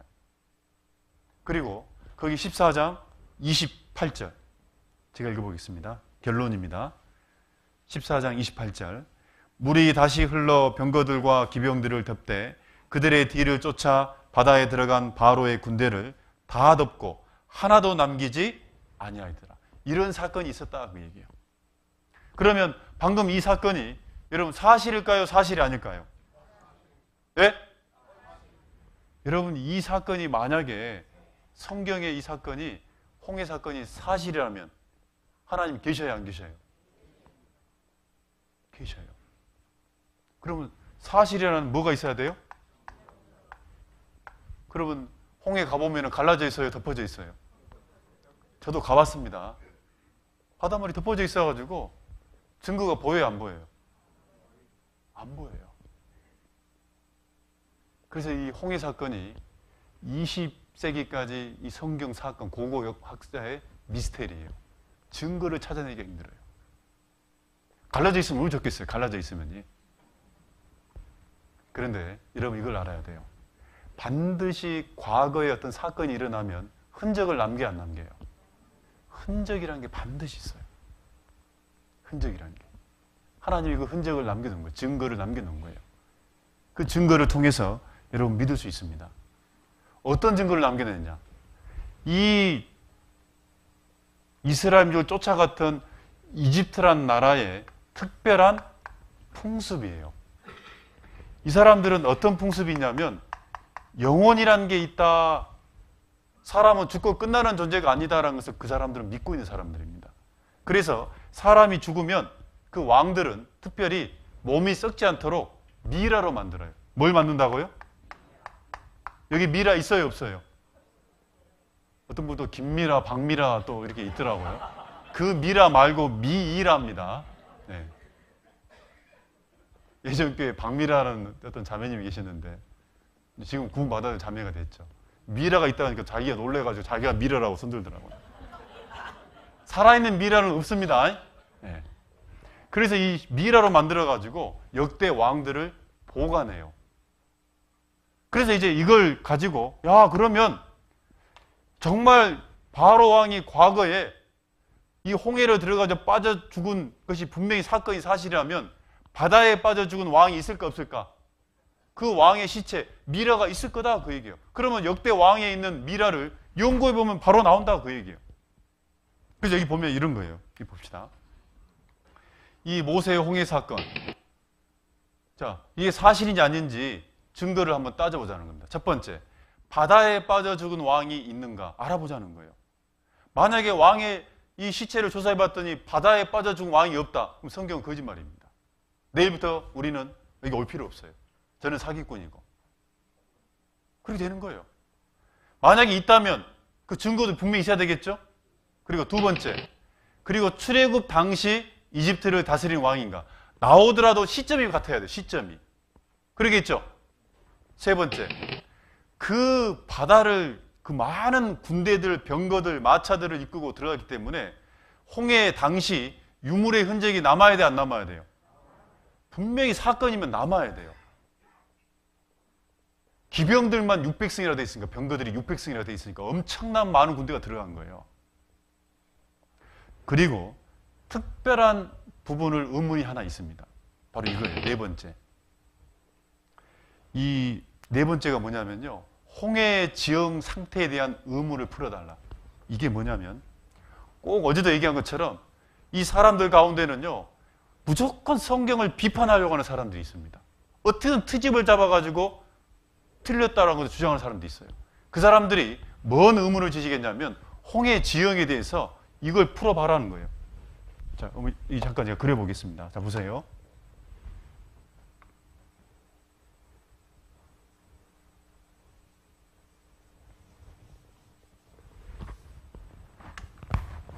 그럼 이게 뭔가요? 지 마음대로 그려놓고 뭐냐 말. 네, 이게 뭐냐면 홍해라는 바다의 단면도예요. 측면도 쉽게 가면 이게 바다예요. 바닷물이에요. 바다 표면이에요. 왜 그러냐면 왜 이것을 의문을 제기하냐면요. 여러분 홍해란 바다는 조그만 무슨 뭐 개울가가 아니에요. 맞아 바다예요. 홍해는 이쪽 해변에서 이쪽 해변까지 이 폭이 평균 폭이 24km예요. 이게 아카바마 쪽인데요. 또 안 놀래, 안 놀래. 24km라고요. 여기 지나가는 거리가 24km라고요. 그리고 문제는 뭐냐면 홍해의 평균 수심이 있을 거 아니에요. 평균 수심이 1200m입니다. 이제 제대로 좀 되네. 이제 제대로 좀 돼. 120m가 아니라 평균 수심이 1200m예요. 그리고 문제는 뭐냐면 이 지형의 경사도가 80도예요. 80도. 80도면요 거의 벼랑입니다. 벼랑. 절벽이에요. 절벽. 쉽게 가면 여기서요 이렇게 절벽으로 떨어지는 거예요. 자, 홍해라는 것이 우리 시대에 이런 지형을 가지고 있는데 바다가 만약에 갈라졌다. 문제는 뭐냐? 바다가 갈라졌는데 그러면 이거 어떻게 이거 건너갔냐 그 얘기예요. 사람이 여기 내려와가지고 1200m를 이 절벽을 타고 내려와서 다시 또 올라가야 되는데 이거 어떻게 할 거냐 지금 그 의문을 제기하는 겁니다. 바다가 가려는 것도 대단하지만 이걸 그 아이들부터 시작해서 온 민족이 건너가는 건 불가능이다 그 얘기예요. 그래 굴러 떨어졌다 하자 여기까지. 그럼 어떻게 올라갈 거냐 이걸 한번 생각해 보세요 여러분이. 근데 이것도 분명히 답이 있어야 돼요. 왜냐? 바다가 갈라지게 한 것은 하나님의 능력이고 지나간 것은 사람이 해야 되거든요. 지나갈 수 있어야 돼요. 근데 성경은 지나갔어요? 안 지나갔어요? 마른 땅이 돼가지고 지나갔다 돼 있는데 이 마른 땅이라는 개념이 뭐냐면 길처럼 이런 뜻이에요. 길처럼. 길을 걸어서 가는 것처럼 지나갔대요. 이게 길입니까 지금? 그러니까 의문이다 그 얘기예요. 그런데 성경은 사실이기 때문에 모든 게 그대로 답이 있습니다. 그거 보고 잠깐 쉬도록 하겠습니다. 봅시다. 봐야 돼요? 안 봐야 돼요? 봐야 돼요. 봐보세요. 영어 나와서 좀 그러는데 비블리컬 아키알로지라고 성서 고고와 성경에 있는 사건들을 연구하는 역사 학문입니다. 구약의 아브라함도 실존 인물이다. 이스라엘 민족의 조상이에요. 신화적 인물이 아닙니다. 이집트에서 요셉이 총리할 때 요셉의 곡창도 발굴됐어요. 사실이니까요. 그리고 모세란 사람이 이집트 공주 양아들로 입양되는데 그 공주 타야 공주 무덤도 성경에 있는 대로 공주 무덤 발견돼요. 사실이니까. 이집트의 가장 유명한 건축물이 피라미드하고 스핑크스입니다. 이런 엄청난 이집트에 있는 많은 건축물들 누가 다 쌓았냐? 원래 이집트 원주민들은 건축술이 없어요. 돌 깎는 기술이 없어요. 누가 했냐? 430년 동안 노예 생활했던 이스라엘 민족이에요. 그리고 이스라엘 민족이 바로 노예 생활했다는 그 벽화도 그대로 나와 있습니다. 사실이니까요. 이집트 왕은, 파로 왕은 이렇게 미러로 만들어서 관에다가 안치를 합니다. 이게 이집트의 카이로 국립박물관인데요. 역대 왕이 있는, 시신이 있는 미라가 있는 방이 따로 있습니다. 2층에. 직접 가서 저 봤습니다. 이게 역대 미라들이에요. 자, 1975년에 모세를 추적하다 죽은 왕은 누구냐? 19조 메르네프타가 익사, 바다에 빠져 죽었다는 것이 실은 추정된다. 근거를 제시해야 된다. 근거가 뭐냐? 이거 봅시다. 자, 1번. 보통 이집트의 미라는 모두 젓갈색을 띠고 있는데 이 미라는 흰색이다. 다른 미라는 젓갈색이에요. 사람이 죽으면 젓갈색이에요. 근데 이 미라는 하얗게 떠 있어요. 물에 오래 들어가 있으면 하얗게 피가 뜹니다. 2번. 얼굴의 모양이 많이 일그러져 있다. 다른 미라는요, 깨끗한 상태에서 잠고 잘 사다가 죽었어요. 근데 이 미라는 바다에 빠졌다가 몸이 부풀잖아요. 바닷물 때문에. 그럼 빨리 끄집어내가지고 빨리 햇빛에 말리면 쭈글쭈글 돼버립니다. 일그러져 있어요. 이 왕만 그래요. 그리고 세 번째, 눈썹을 물감으로 그런 흔적이 있다. 눈썹이 없어요. 왜? 피부 모공이 떠가지고 눈썹 머리들이 다 빠져버립니다. 바다에 빠진 시체들은요.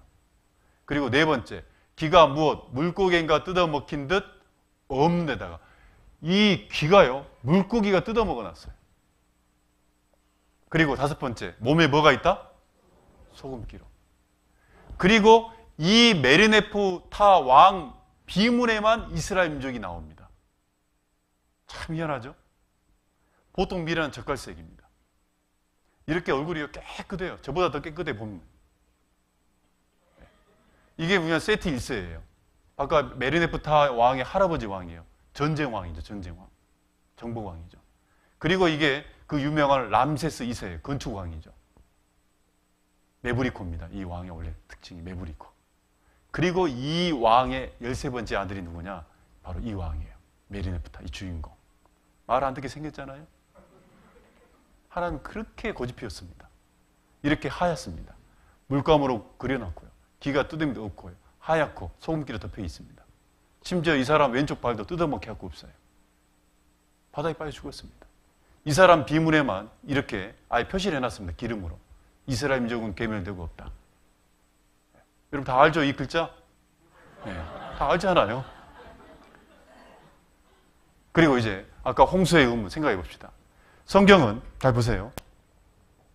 이스라엘 민족이 홍해를 건널 때 건너기 직전에 장막을 칩니다. 텐트를. 장막을 쳤던 그 지점이 나와요. 출애굽기 14장 2절에 이스라엘 자손을 명하여 돌쳐서 바다와 밑돌 사이에 비하이롯 곧 바알스본 맞은편 바닷가에 장막을 치게 했다. 바로 비하이롯이라는 곳에 장막을 치게 했어요. 그러면 그 홍해의 고대 지명으로 비하이롯이 어디냐? 찍어보니까 누에이바라는 이 지역이 옛날 이루는 비하이롯이에요. 바로 이 지역이에요. 이게 이 지역. 바로 이 지역이에요. 하늘에 찍어보면 이겁니다. 이건 홍해고 이쪽은 이제 반도죠. 시나이 반도. 바로 이 해변가예요. 그리고 이 해변가만이 유일하게 뭐가 있냐? 이런 장막을 칠 수 있는 모래사장이 있습니다. 이 모래사장 길이가 12km예요. 그러니까 여기에만 유일하게 장막을 칠 수밖에 없어요. 모든 게 성경 말씀대로예요, 그냥. 그리고 이 앞에 식경 홍해가 갈라진 거예요. 바로 이 지역에서 이렇게 건너갔다 그 얘기예요. 그런데 잘 보십시오. 이제 놀라운 일이 있습니다. 이 지형을, 홍해 지형을 탐사를 해봤어요. 그래서 탐사해봤더니 다른 모든 홍해 지형과 전혀 다릅니다. 이것만 바로 이런 모양이에요. 그 옆에는 다 절벽이에요. 완전히. 근데 여기만 뭐예요? 평평해요. 여기만. 이 경사도가 6도. 그리고 이 높이가 수심이 120m. 6도라는 경사각을 가지고 24km를 쪼개봤다 생각해 보세요. 거의 평지예요, 그냥. 그래서 평지를 걸어간 거예요. 그러니까 이집트의 군병들도 마차들도 따라 들어가는 거죠. 만약에 이런 지형이라면 누가 따라 들어갑니까? 병거를 타고. 이 모든 게 그대로 되는 거예요. 여기에만 유일하게 이렇게 돼 있어요. 랜드 브리지라 그래요, 이런 것을. 육로라 그래요. 여기만 그래요, 유일하게. 얼마나 놀랐습니까? 그리고 이곳에서만 뭐가 나오냐? 유물이 나와요. 이곳에서만 병거, 과거 유물들이 이렇게 나와요. 전차 축이라든지 이런 것들이. 여기서만 나와요. 이렇게. 이런 모양이었던 것들이 산호 속에 이렇게 박혀 있어요. 이런 모양이었던 전차들이 이렇게 밖에 발견돼요. 여러분, 사실이에요, 사실이 아니에요. 그래서 이스라엘 민족이 그것을 봤기 때문에, 스스로 지나갔고 그 모든 걸 봤기 때문에 여호와 그 종 모세를 믿었다, 안 믿었다? 믿었더라. 우리는 사건을, 우리는 역사적인 증거를 통해서 믿어야 안 믿어요? 그래서 성경이 누구 말씀이다? 하나님 말씀이에요. 기분 좋게 5분 쉬겠습니다. 찾아보겠습니다. 신명기 11장. 신명기 11장. 구약 성경 5번째 성경입니다. 창세기, 출애굽기, 레위기, 민수기, 신명기 11장 26절. 신명기 11장 26절부터 28절. 제가 천천히 읽어보겠습니다. 신명기 11장 26절로 28절. 내가 오늘날 복과 저주를 너희 앞에 두나니 너희가 만일 내가 오늘날 너희에게 명하는 너희 하나님 여호와의 명령을 들으면 복이 될 것이요 너희가 만일 내가 오늘날 너희에게 명하는 도에서 돌이켜 떠나 너희 하나님 여호와의 명령을 듣지 아니하고 본래 알지 못하던 다른 신들을 좇으면 저주를 받으리라. 방금 이 말씀은 어떤 상황에서 이 말씀을 했냐면, 아까 이스라엘 민족이 어느 나라에 노예 있었어요? 이집트란 나라에 노예 생활할 때 이제 하나님이 모세를 통해서 아까 홍해를 건넜잖아요. 그 홍해를 건널 때 나온 것이 어디냐면 광야입니다. 사막입니다. 이 광야에서 이제 홍해를 건넌 이후에 광야에서 40년 동안 생활을 하는데요. 이 광야에 나와가지고 이제 하나님이 모세와 그 백성들에게 자, 우리 약속을 하자 얘기하는 거예요. 약속을 해보자. 어떤 약속이냐면 방금 읽었던 내용이 이런 내용입니다. 네, 죄송합니다. 여기 보면 이스라엘과 하나님의 약속 또는 계약이라 그럽니다. 어떤 계약이냐? 계약에는 반드시 날짜가 있죠. 계약서에는. 방금 읽었던 이 말씀은 3,500년 전 상황입니다. 이스라엘 민족이 애굽에서 나와가지고 광야에 나와 있을 때가 3,500년 전이에요. 계약 내용은 방금 읽었던 말씀처럼 하나님 말씀에 순종하며 뭘 받는다? 너희 민족이 복을 받는다. 그러나 하나님 말씀을 듣지 않고 불순종하면 뭘 받는다? 자, 저주를 받는다. 그리고 성경에 이 레위기, 신명기 여기에가요, 하나님 앞에 순종했을 때 복이 뭔지 구체적으로 기록되어 있어요. 쭉. 그리고 불순종하면 어떤 저주가 있는지 저주의 내용이 쭉 기록되어 있어요. 그래서 그들이 어떻게 할 거냐라고 물어본 거예요, 하나님이. 그랬더니 그들이 아멘, 아멘 그랬어요. 아멘이란 말은 동의한다. 나도 이 계약에 쉽게 하면 동의한다. 도장을 어떻게 한 거예요? 찍은 거예요. 한마디로 이 성경은요, 왜 이 성경을 통해서 이스라엘 민족을 보면 하나님이 있다는 걸 아냐면, 한마디로 이스라엘 민족의 앞으로의 역사는 순종하면 복 받는 역사고 불순종하면 뭐 받는 역사라고요? 그러니까 이스라엘 민족의 역사는요, 너희가 순종하면 성경에 기록된 대로 복을 받고, 너희가 불순종하면 성경에 기록된 대로 뭘 받는다? 저주를 받는다, 그 얘기예요.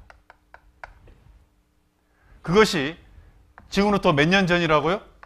3,500년 전에 미리 기록되어 있어요. 뭐라고요?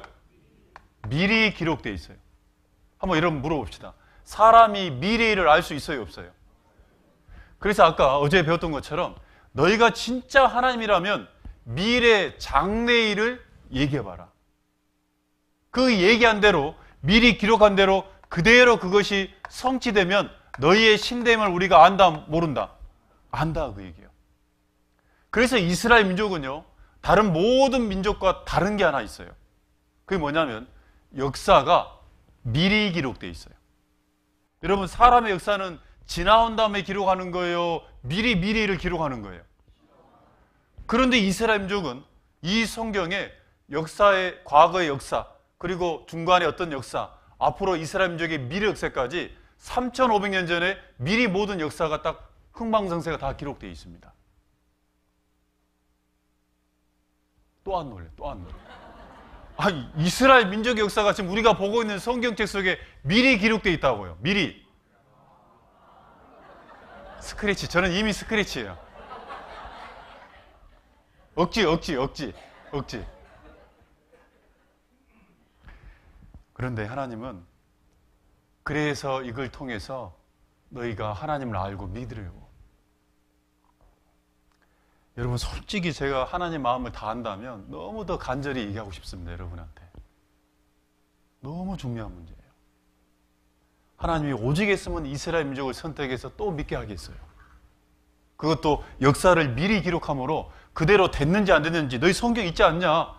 이제 확인해보면 될 거 아니냐? 그 얘기예요. 너무너무 이건 간단한 문제거든요. 그래서 실은요, 화면을 보시면 이스라엘 민족의 역사는 미리 기록된 역사다. 그러면 이스라엘 민족은 그 광야부터 시작해가지고 지금 우리 시대가 오기까지 3,500년이라는 이 시간이 있는데 순종을 많이 했을까요? 불순종을 많이 했을까요? 어떻게 그리 잘하세요? 여러분, 이거는요, 왜 우리가 잘할 수밖에 없냐면 성경 몰라도 압니다. 왜 그러냐면요, 이스라엘 민족이나 우리나 같아요, 달라요? 똑같아요. 그래서 이스라엘 민족의 모습은 결국 우리의 모습이고 우리 인생의 모습은 결국 이스라엘 민족 똑같아요. 특별한 사람들이 아니에요. 우리가 인생 살아오면서 쉽게 가면 양심대로 사는 것이 많았습니까? 그러지 않는 게 많았습니까? 그러니까 우리는요, 똑같아요. 이스라엘 민족은 순종은 예를 들어서 10이라면 불순종은 100이에요. 불순종이 훨씬 더 많았어요. 그러면 저주가 많은 역사여야 돼요? 복이 많은 역사여야 돼요? 저주예요. 하나님이 이스라엘 민족을요, 이제 나라를 세워줬어요. 나라를. 그런데 그들이 나라를 세워가지고 하나님께 순종할 때는 주변 나라를 다 정복해가지고 이 다윗이라는 3000년 전의 왕은요, 헤브라이즘 문명을 일으킬 정도로 큰 영향을 미쳤던 왕이 됩니다. 그런데 다윗 이후에 지혜의 왕 솔로몬, 그리고 솔로몬 이후에 이제 이 사람들이 우상을 또 섬기게 됩니다. 그러니까 하나님이요, 나라를 딱 쪼개버렸어요. 북쪽 이스라엘, 남쪽 유다로. 지금 우리나라처럼 남북으로요. 그럼 이 쪼개지면은 자기들이 정신을 차려야 되잖아요. 자기 역사 가운데 문제가 생긴다는 것은 우리가 하나님께 죄를 지었다는 증거거든요. 그런데 북이스라엘은요, 계속해서 하나님을 대적합니다. 그러니까 하나님이 북이스라엘 나라를 아예 전멸시켜버립니다. 과거 BC 722년에 아수르라는 제국에 의해서 멸망시켜버립니다. 그러면 동생 남유다 나라는 형님의 나라가 잘못 살아가니까 멸망했구나, 우리 정신 차리자, 그러면 좋을 텐데 결국 이 나라도 하나님께 불순종합니다. 그래서 하나님이 BC 606년에 아까 얘기했던 바벨론이라는 그 나라에 의해서 멸망을 시켜버립니다. 불순종하니까요. 그리고 이방 나라에 쉽게 가면 다시 식민지가 되는 거예요. 식민지 생활을 바벨론부터 시작해가지고요, 나중에 페르시아, 헬라, 그리스 있잖아요. 헬라, 그리고 나중에 과거 2000년 전에 로마 시대까지 600년 동안 식민지 생활을 하게 됩니다. 몇 년 동안요? 그리고 그 600년 동안 하나님 앞에 쉽게 가면 고통을 당하면서 하나님은 또 뭘 하냐면 하나님은 꼭 약속을 꼭 지켜요. 그들이 죄를 지적하고 너희들 돌아와야 된다, 잘못된 삶을 버리고 돌아와야 된다. 그래서 선지자를 600년 동안 계속 보냅니다. 하나님의 선지자를요. 하나님의 약속을 지키거든요. 징계는 징계대로, 하나님의 뜻은 하나님의 뜻대로 하십니다. 그런데 그들이요, 이 600년 동안 그 죄 가운데 있으면서 선지자가 와가지고 이렇게 살면 안 됩니다, 하나님이 계시지 않냐고, 세상이 다가 아니라고, 죽음 앞에 무엇이 중요한지를 알아야 되지 않겠냐고, 내가 가지고 있는 거 공수래 공수를 하고, 빈손으로 왔다 빈손으로 가는 게 인생이라고, 진짜 인생의 문제는 내 영혼의 문제를 해결하는 거라고, 하나님 앞에 그 말씀을 통해서 내 영혼의 문제를 해결하자고. 근데 그들은요, 자기의 죄를 지적하고 눈에 보이지 않는 뭐 천국 지옥, 그런 데 관심이 없었어요. 그러니까 선지자들을요, 죽였습니다.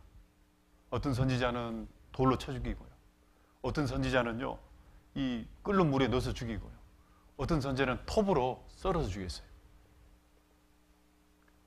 하나님은요, 선지자를 죽이는 것은 결국 이 선지자를 보내신 누구를 대적하는 거예요? 그러니까 하나님이 계속해서 저주를 한 겁니다. 그리고 하나님은 약속은 또 지키잖아요. 어떤 약속이냐? 모든 사람이 구원받을 수 있는 성경의 역사 가운데 메시아, 바로 예수님을 보냅니다. 누굴 보낸다고요? 그 이제 하나님의 독생자 예수님까지 하나님은 보냅니다. 그 예수님이 오셔가지고 또 이스라엘 민족에게 너희들 회개하라, 하나님의 나라가 가까웠으니까 회개해야 된다.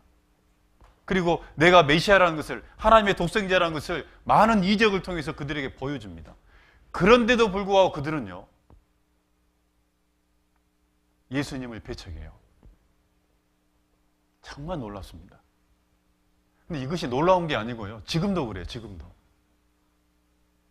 지금 우리 시간에도 그래요.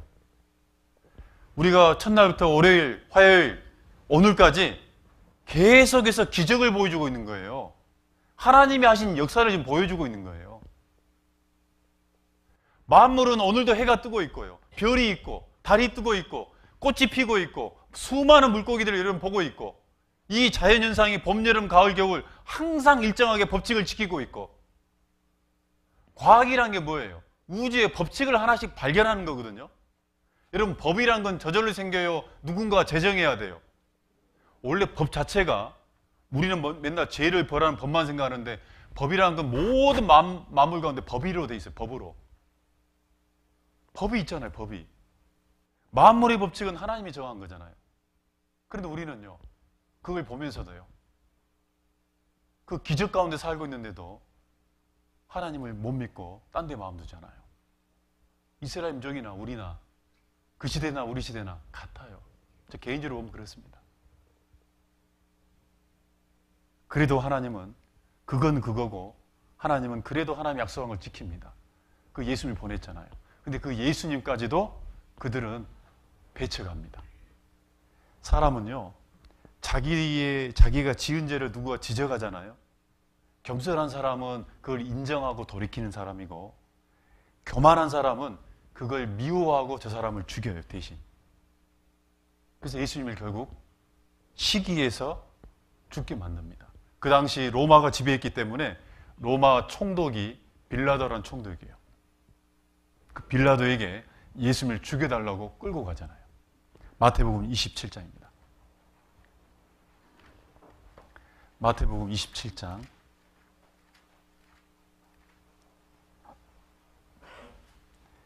마태복음 27장 22절 마태복음 27장 22절 빌라도가 가로되 그러면 그리스도라 하는 예수를 내가 어떻게 하랴 저희가 다 가로되 십자가에 못 박혀야 하겠나이다. 빌라도가 가로되 어찌 미뇨 무슨 악한 일을 하였느냐 저희가 더욱 소리질러 가로되 십자가에 못 박혀야 하겠나이다 하는지라. 빌라도가 아무 효험도 없이 도리어 밀란이 나르는 것을 보고 물을 가져다가 무리 앞에서 손을 씻으며 가로되 이 사람의 피에 대하여 나는 무죄하니 너희가 당하라. 빌라도는요 예수님을 죽여달라고 이스라엘 백성들이 끌고 오니까 예수님이 도대체 무슨 죄가 있길래 죽여달라 그러냐, 무슨 악한 일을 했냐. 예수님 악한 일이 없어요. 그 얘기는 죄가 없느니라. 무조건 죽여달라는 거예요. 그러니까 나중에는 빌라도가 계속 이렇게 욕을 하니까요 그들이 이제 밀란을 일으키려고 선동을 하는 겁니다. 그러니까 빌라도가 이 군중 때문에 안 되겠다 싶어서 그러면 물을 가져다 손을 씻으면서요 죄 없는 예수님을 죽이는 핏값에 대해서 나는 쉽게 가면 빠지겠다. 죄 없는 사람을 죽이는 것, 그 저주 어떻게 할 거냐 그 말이에요. 그때 그들이 25절에 같이 읽겠습니다. 백성이 다 대답하여 가로되 그 피를 우리와 우리 자손에게 돌릴지어다 하거늘. 그 예수님을 죽이는 하나님의 독생자 예수님을 죽이는 그 핏값 우리와 누구에게요? 우리 후손 자손들에게 저주를 내리십시오. 이들이 했던 말이 성경에 기록됐다는 것은 여러분 성경에 기록된 것은 반드시 이루어져야 돼, 안 이루어져야 돼요? 여러분 성경에 어떤 내용이 말씀으로 기록된 것은 반드시 하나님 말씀으로 성취되어야 됩니다. 정말 그들은 예수님을 결국 십자가에 죽입니다. 예수님을 십자가에 죽였으면 저주가 있어야 돼, 없어야 돼요? 있어야 돼, 없어야 돼요? 있어야 돼요. 여러분요, 인간이, 잘 들으십시오. 인간이 하나님에게 가장 큰 죄를 지을 수 있는 게 뭐냐? 그게 뭐냐면 예수님을 배척하는 죄예요. 자, 예를 들어서요. 예수님은 성경에 하나밖에 없는 독생자로 되어 있어요. 하나님 앞에 독생자예요. 하나밖에 없는 아들.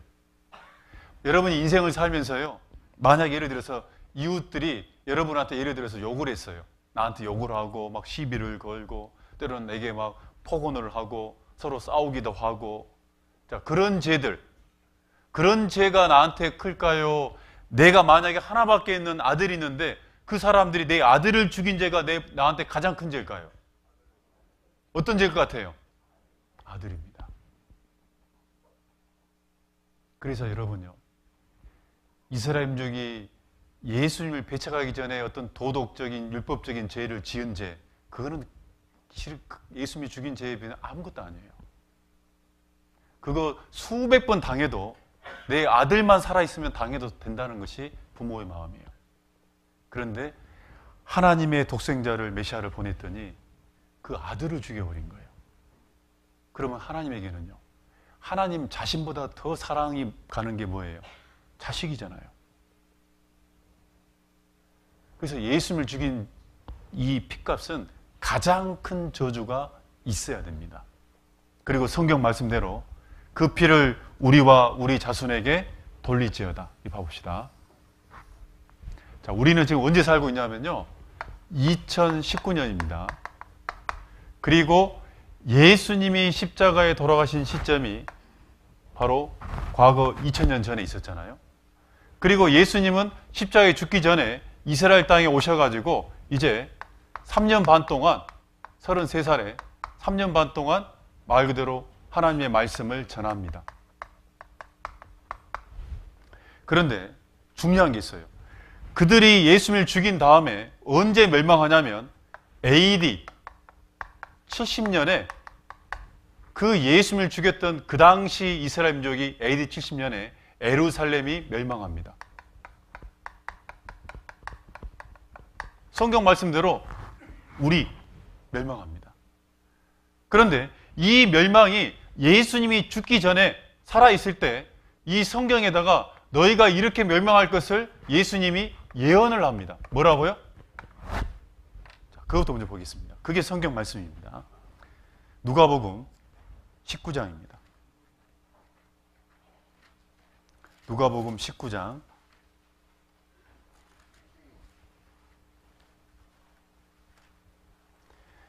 19장 41절. 누가복음 19장 41절. 가까이 오사 성을, 이 성은 예루살렘 성입니다. 이스라엘 민족의 수도가 되는 성이죠. 가까이 오사 성을 보시고 우시며 가라사대. 어느 날 예수님이 살아있을 때 그 예루살렘 성을 딱 보면서 눈물을 흘려요. 왜 그러냐면 그들이 나를 죽인 다음에 AD 70년에 그들이 어떤 저주를 받을 것을 본 거예요. 그 예수님은 이스라엘 민족을 끝까지 사랑했거든요. 그래서 거기 42절에 가라사대 너도 오늘날 평화에 관한 일을 알았다면 좋을 뻔하였거니와 지금 내 눈에 숨기었도다. 날이 이를지라. 날이 이른다는 것은 미래의 일입니다. 미래의 일. 날이 이를지라 내 온수들이 무엇을 쌓고? 여러분 토성에다 동그라미 쳐놔야 돼요. 안 쳐도 생각해 마음에 동그라미. 네 온수들이 날이 이르면 미래에 토성을 쌓고 너를 둘러 사면으로 가두고 또 너와 및 그 가운데 있는 내 자식들을 땅에 메어 치며 돌 하나도 돌 위에 남기지 아니하리니 이는 권고받는 날을 네가 알지 못함을 인함이니라. 이 봐보세요.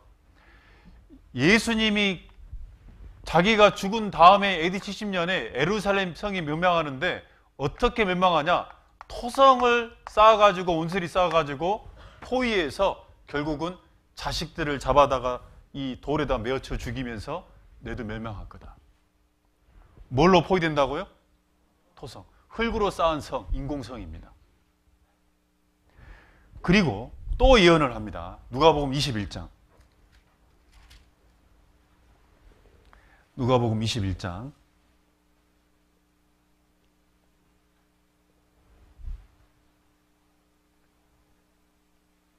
20절 제가 읽어보겠습니다. 너희가 누가복음 21장 20절 너희가 예루살렘이 뭐에게? 자, 이번에는 군대들이라도 있어요. 군대들에게 에워싸이는 것을 보거든 그 멸망이다. 멸망이 가깝다. 그 멸망이 가까운 줄을 알라. 그때 유대에 있는 자들은 산으로 도망할지며 성내에 있는 자들은 나갈지며 촌에 있는 자들은 그리로 들어가지 말지어다. 22절 이 날들은 기록된 모든 것을 이루는 형벌의 날이니라. 자, 이번에는 예언을 하는데 너희들 군대들에게 그 예루살렘이 포위될 거다. 군대들이 너희들을 포위할 때는 멸망이다. 이제 멸망이 가깝다. 자, 멸망이 가깝다는 하나의 징조니까 이걸 보거든 성 안에 있는 사람들은 다 나가고 유다, 광야에 있는 사람은 성 안으로 들어가지 말고 전부 다 도망가야 된다.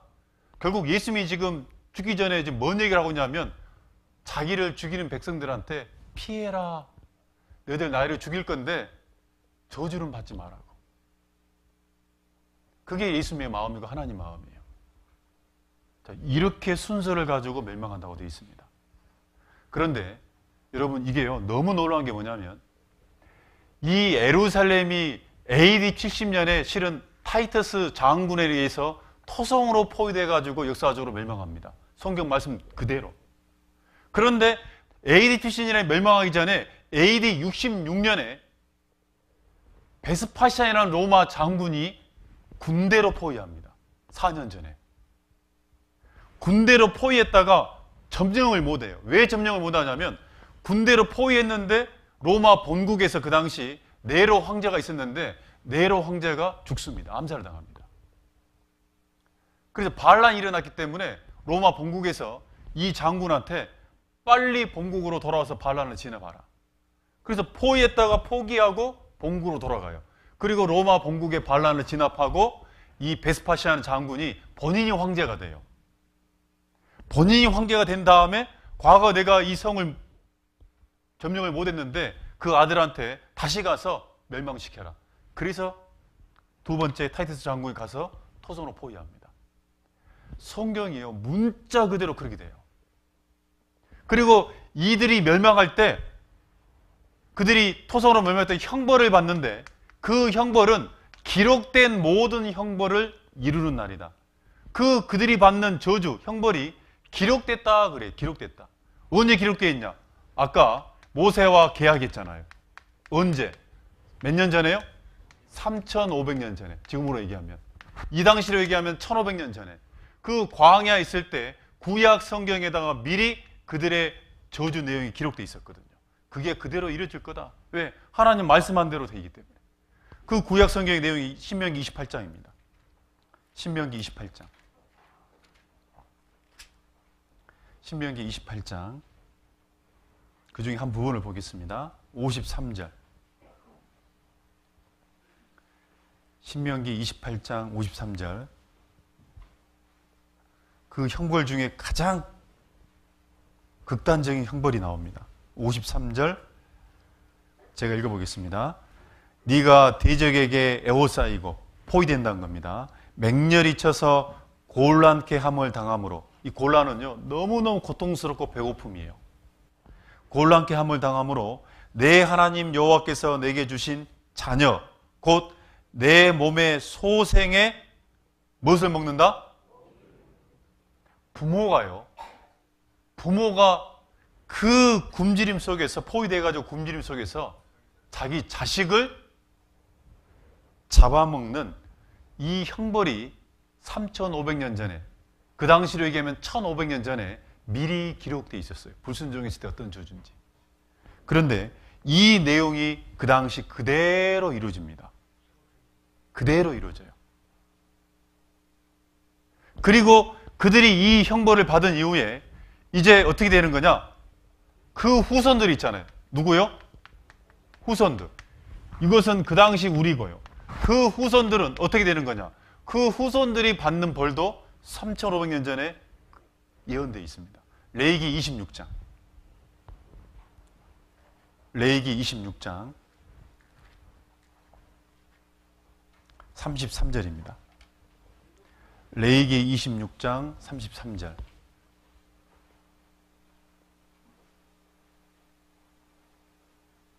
구약 성경 레위기 26장 33절. 구약 189페이지 창세기 출애굽기 레위기 26장 33절. 제가 천천히 읽어보겠습니다. 내가 너희를 열방이라는 건 전 세계예요.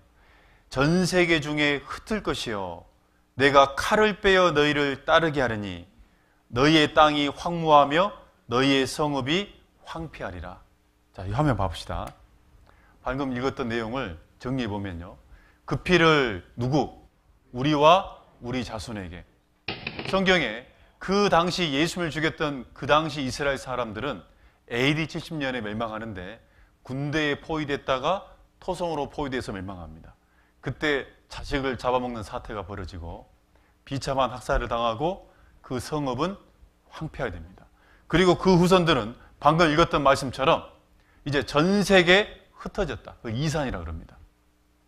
실제로 AD 135년에 로마 하이디라는 황제에 의해서 이스라엘 민족은 한 사람도 자기 땅에 살지 못하도록 전 세계에 다 흩어버려요. 이 말씀 그대로 이루어집니다. 그리고 가는 곳마다 칼이 따라다닌다 말은 학살을 당한다. 그리고 그 이스라엘 땅은 황무지로 변할 거다. 이렇게 성경은 예언돼 있었고 우리는 지금 언제 살고 있다고요? 우리는 지금 여기 살고 있기 때문에 우리 입장에서 볼 때는 이 모든 건 미래의 일이에요, 과거의 일이에요? 과거의 일이에요, 우리가 볼 때는. 그래서 우리는요, 성경은 미래 예언을 얘기한 거지만 우리가 볼 때는 과거의 일을 생각해 보는 거예요. 과거는요, 역사가 기록되어 있으니까 그 역사를 근거해서 성경대로 이렇게 됐는지 확인해 보면 돼요.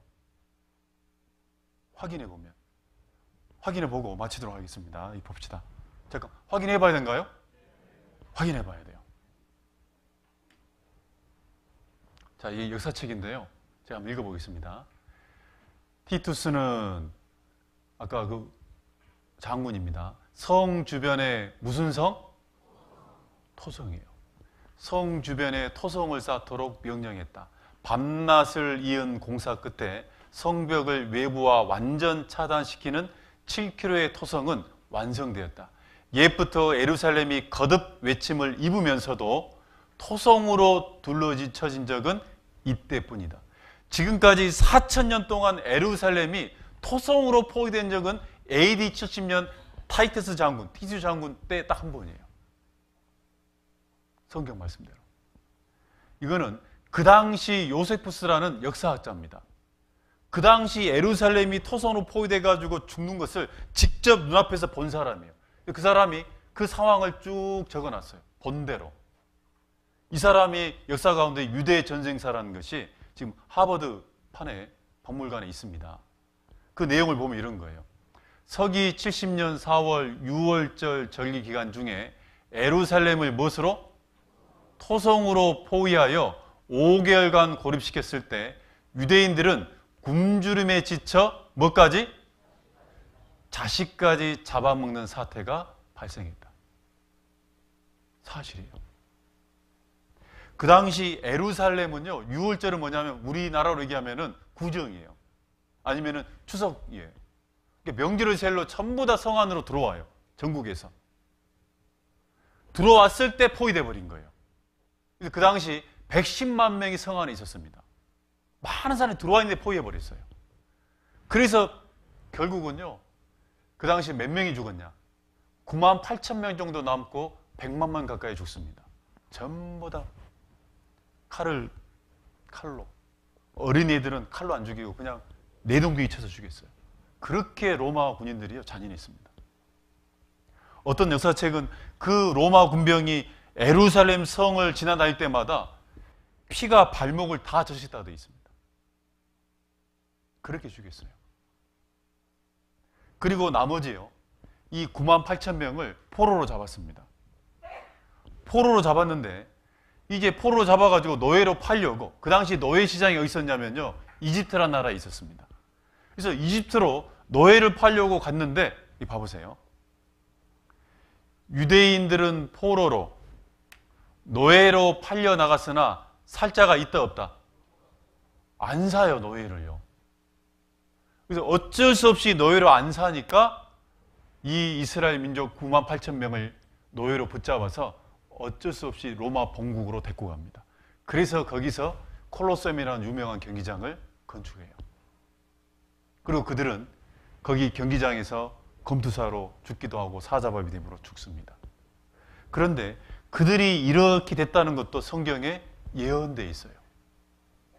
신명기 28장 68절에 보면, 보세요. 제가 읽어보겠습니다. 여호와께서 너를 배에 실으시고 전에 내게 고하여 이르시기를 네가 다시는 그 길을 보지 아니하리라 하시던 그 길로 너를 어디로? 애굽으로 끌어가실 것이라. 자, 애굽으로 갔습니다. 다시 노예로. 거기서 너희가 너희 몸을 대적에게 노비로, 노비라는 건 노예입니다. 팔려 하나 너희를 살 자가 있다 없다? 이 저주도 기록되어 있어요. 문자 그대로 이루어져요, 여러분. 역사 그대로. 그리고 전 세계에 이제 흩어진 거예요. 그들이 흩어져서 가는 곳마다 학살을 당해요. 2000년 전에 흩어져가지고 우리 시대까지 로마, 동로마, 아랍, 터키, 기독교, 이집트, 터키, 영국 1900년 동안 전 세계 흩어지면서 학살을 당합니다. 이스라엘의 순환 역사예요. 중요한 것만 뽑은 거예요. 너무너무 잔인하게 죽었어요, 다. 이렇게 죽이기도 하고요. 불에 태워서 죽이고요. 고문해서 죽이고요. 스페인 같은 경우는요, 유대인들을 철처녀 방이라고, 이렇게 쇠코쟁이가 있는 이 철처녀 방에다가 사람을 넣고 닫아버려요. 그리고 문을 열면 내장과 눈 이런 것들이 뽑혀서 나옵니다. 그렇게 잔인하게 계속 죽였어요. 넣고 닫고 넣고 닫고. 이렇게 발목을 자르고요. 학살. 그래서 유대의 역사를 연구한 사람은 이렇게 얘기를 합니다. 온 바다가 잉크로 채워져 있고 온 세계의 갈대가 펜이며 온 세계인이 글을 쓴다 해도 유대인이 받은 박해를 모두 쓰기는 어렵다. 그렇게 많은 환난과 핍박을 받은 민족이에요. 왜요? 누구를 배척했습니까? 그래요. 그 죄가 그렇게 큰 거예요. 이 유대인들의 이 저주의 모습은 누구에게 교훈을 주는 거예요? 우리예요. 하나님은요, 우리가 도덕적인 죄들, 또 잘못된 어떤 그런 욕심, 이런 마음에 들었던 죄들, 그런 게 있을지라도 예수님을 여러분 마음속에 받아들여야 돼요. 그 예수님을 여러분 알아야 됩니다. 이게 근대에 와가지고 이스라엘 민족이에요. 이 게토라는 가난한 빈민굴에 그들이 이렇게 길바닥에 이렇게 살았어요. 거지처럼. 많은 이방인들이 이런 유대인들의 모습을 보면서 뭐라고 손가락질을 했냐? 근대에 와가지고 너희가 믿는 여호와 하나님은 있다 없다? 너희가 믿는 하나님이 있다면 어떻게 1900년 동안 이방 나라에서 이렇게 집합힘을 당하고 학살을 당하고 이렇게 비참하게 사냐? 신은 죽었다. 이 사람을 말한 사람이 누구냐면 누구예요? 니체란 사람이에요. 원래 니체란 사람이 유대인입니다. 그는 유대인으로서 하나님 믿는 사람인데 자기 민족이 이렇게 계속해서 저주를 받으니까 우리가 섬기고 있는 하나님은 죽었는갑다 얘기한 겁니다. 여러분, 하나님이 죽은 거예요? 이 모습은 하나님이 있기 때문에 이런 모습이 있는 거예요. 그러니까 성경을 모르면 오해한다니까요. 이스라엘 민족이 저주받는 역사, 왜 이방 가운데 환난을 받았냐? 왜 이렇게 끔찍하게 학살을 당했냐? 하나님 말씀대로 그들이 예수님을 배척하고 하나님을 대적하고 하나님이 주시는 복보다는 세상을 쫓아서 저주를 쫓았기 때문에 그렇습니다. 하나님이 계시다는 증거예요. 1939년부터 1945년까지요. 이 독일 히틀러가 2차 대전을 일으킵니다. 히틀러가 전쟁을 일으킨 목적이 뭐냐면 세계 지배가 아니에요. 유대인들을 전멸하는 전쟁이었습니다. 유대인이 사는 아파트예요. 문을 다 잠가놓고 불을 질러버려요. 그럼 그 안에서 사람들이 불에 타서 뛰어내리는, 이게 지금 사람이 뛰어내리는 모습인데 이게 이 화살표이 약간 돼 있잖아요. 이 사람이거든요. 지금 여기 다리고요. 위에는 왜 하얗냐? 불이 붙어가지고 하얗게 찍힌 겁니다. 유대인한 이유만으로 총살을 시킵니다. 먼저 몇 사람이 쓰러져 죽어져 있죠? 이렇게. 저는 이것을 볼 때마다요. 한번 생각해 보세요, 여러분. 여러분, 언젠가는 우리는 죽음 앞에 서 있습니다. 내게 필요한 게 뭘까요? 다 필요 없어요. 영원한 천국에 갈 수 있는 소망을 갖고 있는 사람만이 죽음을 준비한 사람이고 그 죽음을 당당하게 기쁘게 받을 수 있는 사람이에요. 그렇지 않으면 벌벌 떨다가 고통 가운데 죽습니다. 그리고 유대인이라는 표시로 이런 육각형의 유대라는 다윗의 별을 달게 있습니다. 실제로 이렇게. 그런 다음에 어느 순간 1942년 되니까 다윗의 별을, 유대인의 상징하는 별을 달고 있는 사람들은 전부 다 끌어모아라. 그리고 수용소를 만들어 놓고 끌고 왔습니다. 수용소 딱 도착하면 노인과 어린애들은 바로 즉각 가스를 보내주겠습니다. 정치범들은 공개 처형을 했습니다. 구더기를 파놓고 머리에 대고 총을 쏴서 바로 죽여버립니다. 툭 떨어지죠. 어떤 사람은요, 지금 머리를 잡고 톱으로 써는 거예요, 지금. 교성을 시키고요. 닭장을 개조해가지고 이렇게 수용을 했습니다. 도망가면 이 전기 때문에 그대로 감전돼 죽어 있어요. 치질 않습니다. 견본으로. 이사야 3장에 보면 이사야 2600년 전의 성경이에요. 그들이 어떤 모습으로 죽을지를 이렇게 쭉 죽는 모습을 이렇게 예언해 놓은 겁니다. 하체가 드러나서 죽을 거다. 쉽게 하면 발가벗겨져가 죽을 거다. 장식한 쉽게 하면 장식구 있잖아요. 이런 것들이 다 죄에서 죽을 거다. 썩은 냄새가 향을 대신할 거다. 여러분, 사람 썩는 냄새 맡아보셨어요? 그렇게 사람이 많이 죽어도 사람을 썩는 냄새를 사람이 못 맡습니다. 왜냐? 장례를 치르기 때문에 그래요.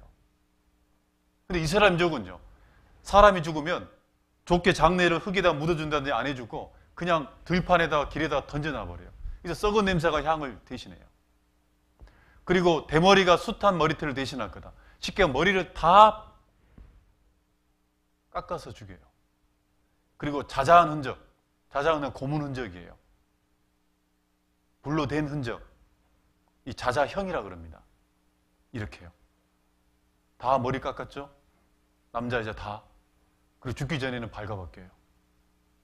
성경 말씀대로 노인들, 여자들도 마찬가지입니다.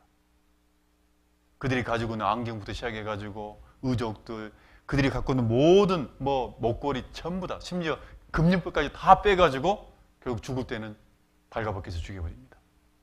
그 머리털은 독일 잠수함 방주로 사용하고요. 이 신발 주인들 다 죽었어요. 그 당시 몇 명이 죽었냐? 600만 명이 죽었어요. 몇 명이라고요? 여러분요, 많은 분들이 600만 명 그러면 이게 얼마나 큰 숫자인지를 잘 몰라요. 하루에 3,000명씩 매일 5년 동안 죽여도 600만 명이 안 돼요.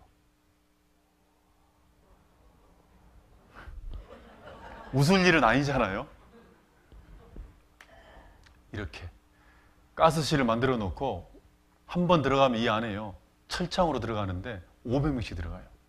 집어넣어 놓고 자, 샤워할 테니까 들어가라. 옷을 벗으니까 자기는 죽는지를 모르고 들어가는 거예요. 철창을 닫아버리면 여기서 가스가 나옵니다. 그게 바로 지글론 B라는 독가스예요. 5분에서 10분, 많게는 15분이면 다 죽습니다. 비명을 지르다가 결국은 죽어요. 비명 소리 안 들리도록 밖에서는 연주를 시켜요. 밖에서는. 그리고 죽은 다음에 시체를 끄집어내서 뒤에서는 화장을 시킵니다. 그런데 처음에는 화장을 하다가 한번 생각해 보세요. 하루 3,000번 나오면 화장이 돼야 안 돼요?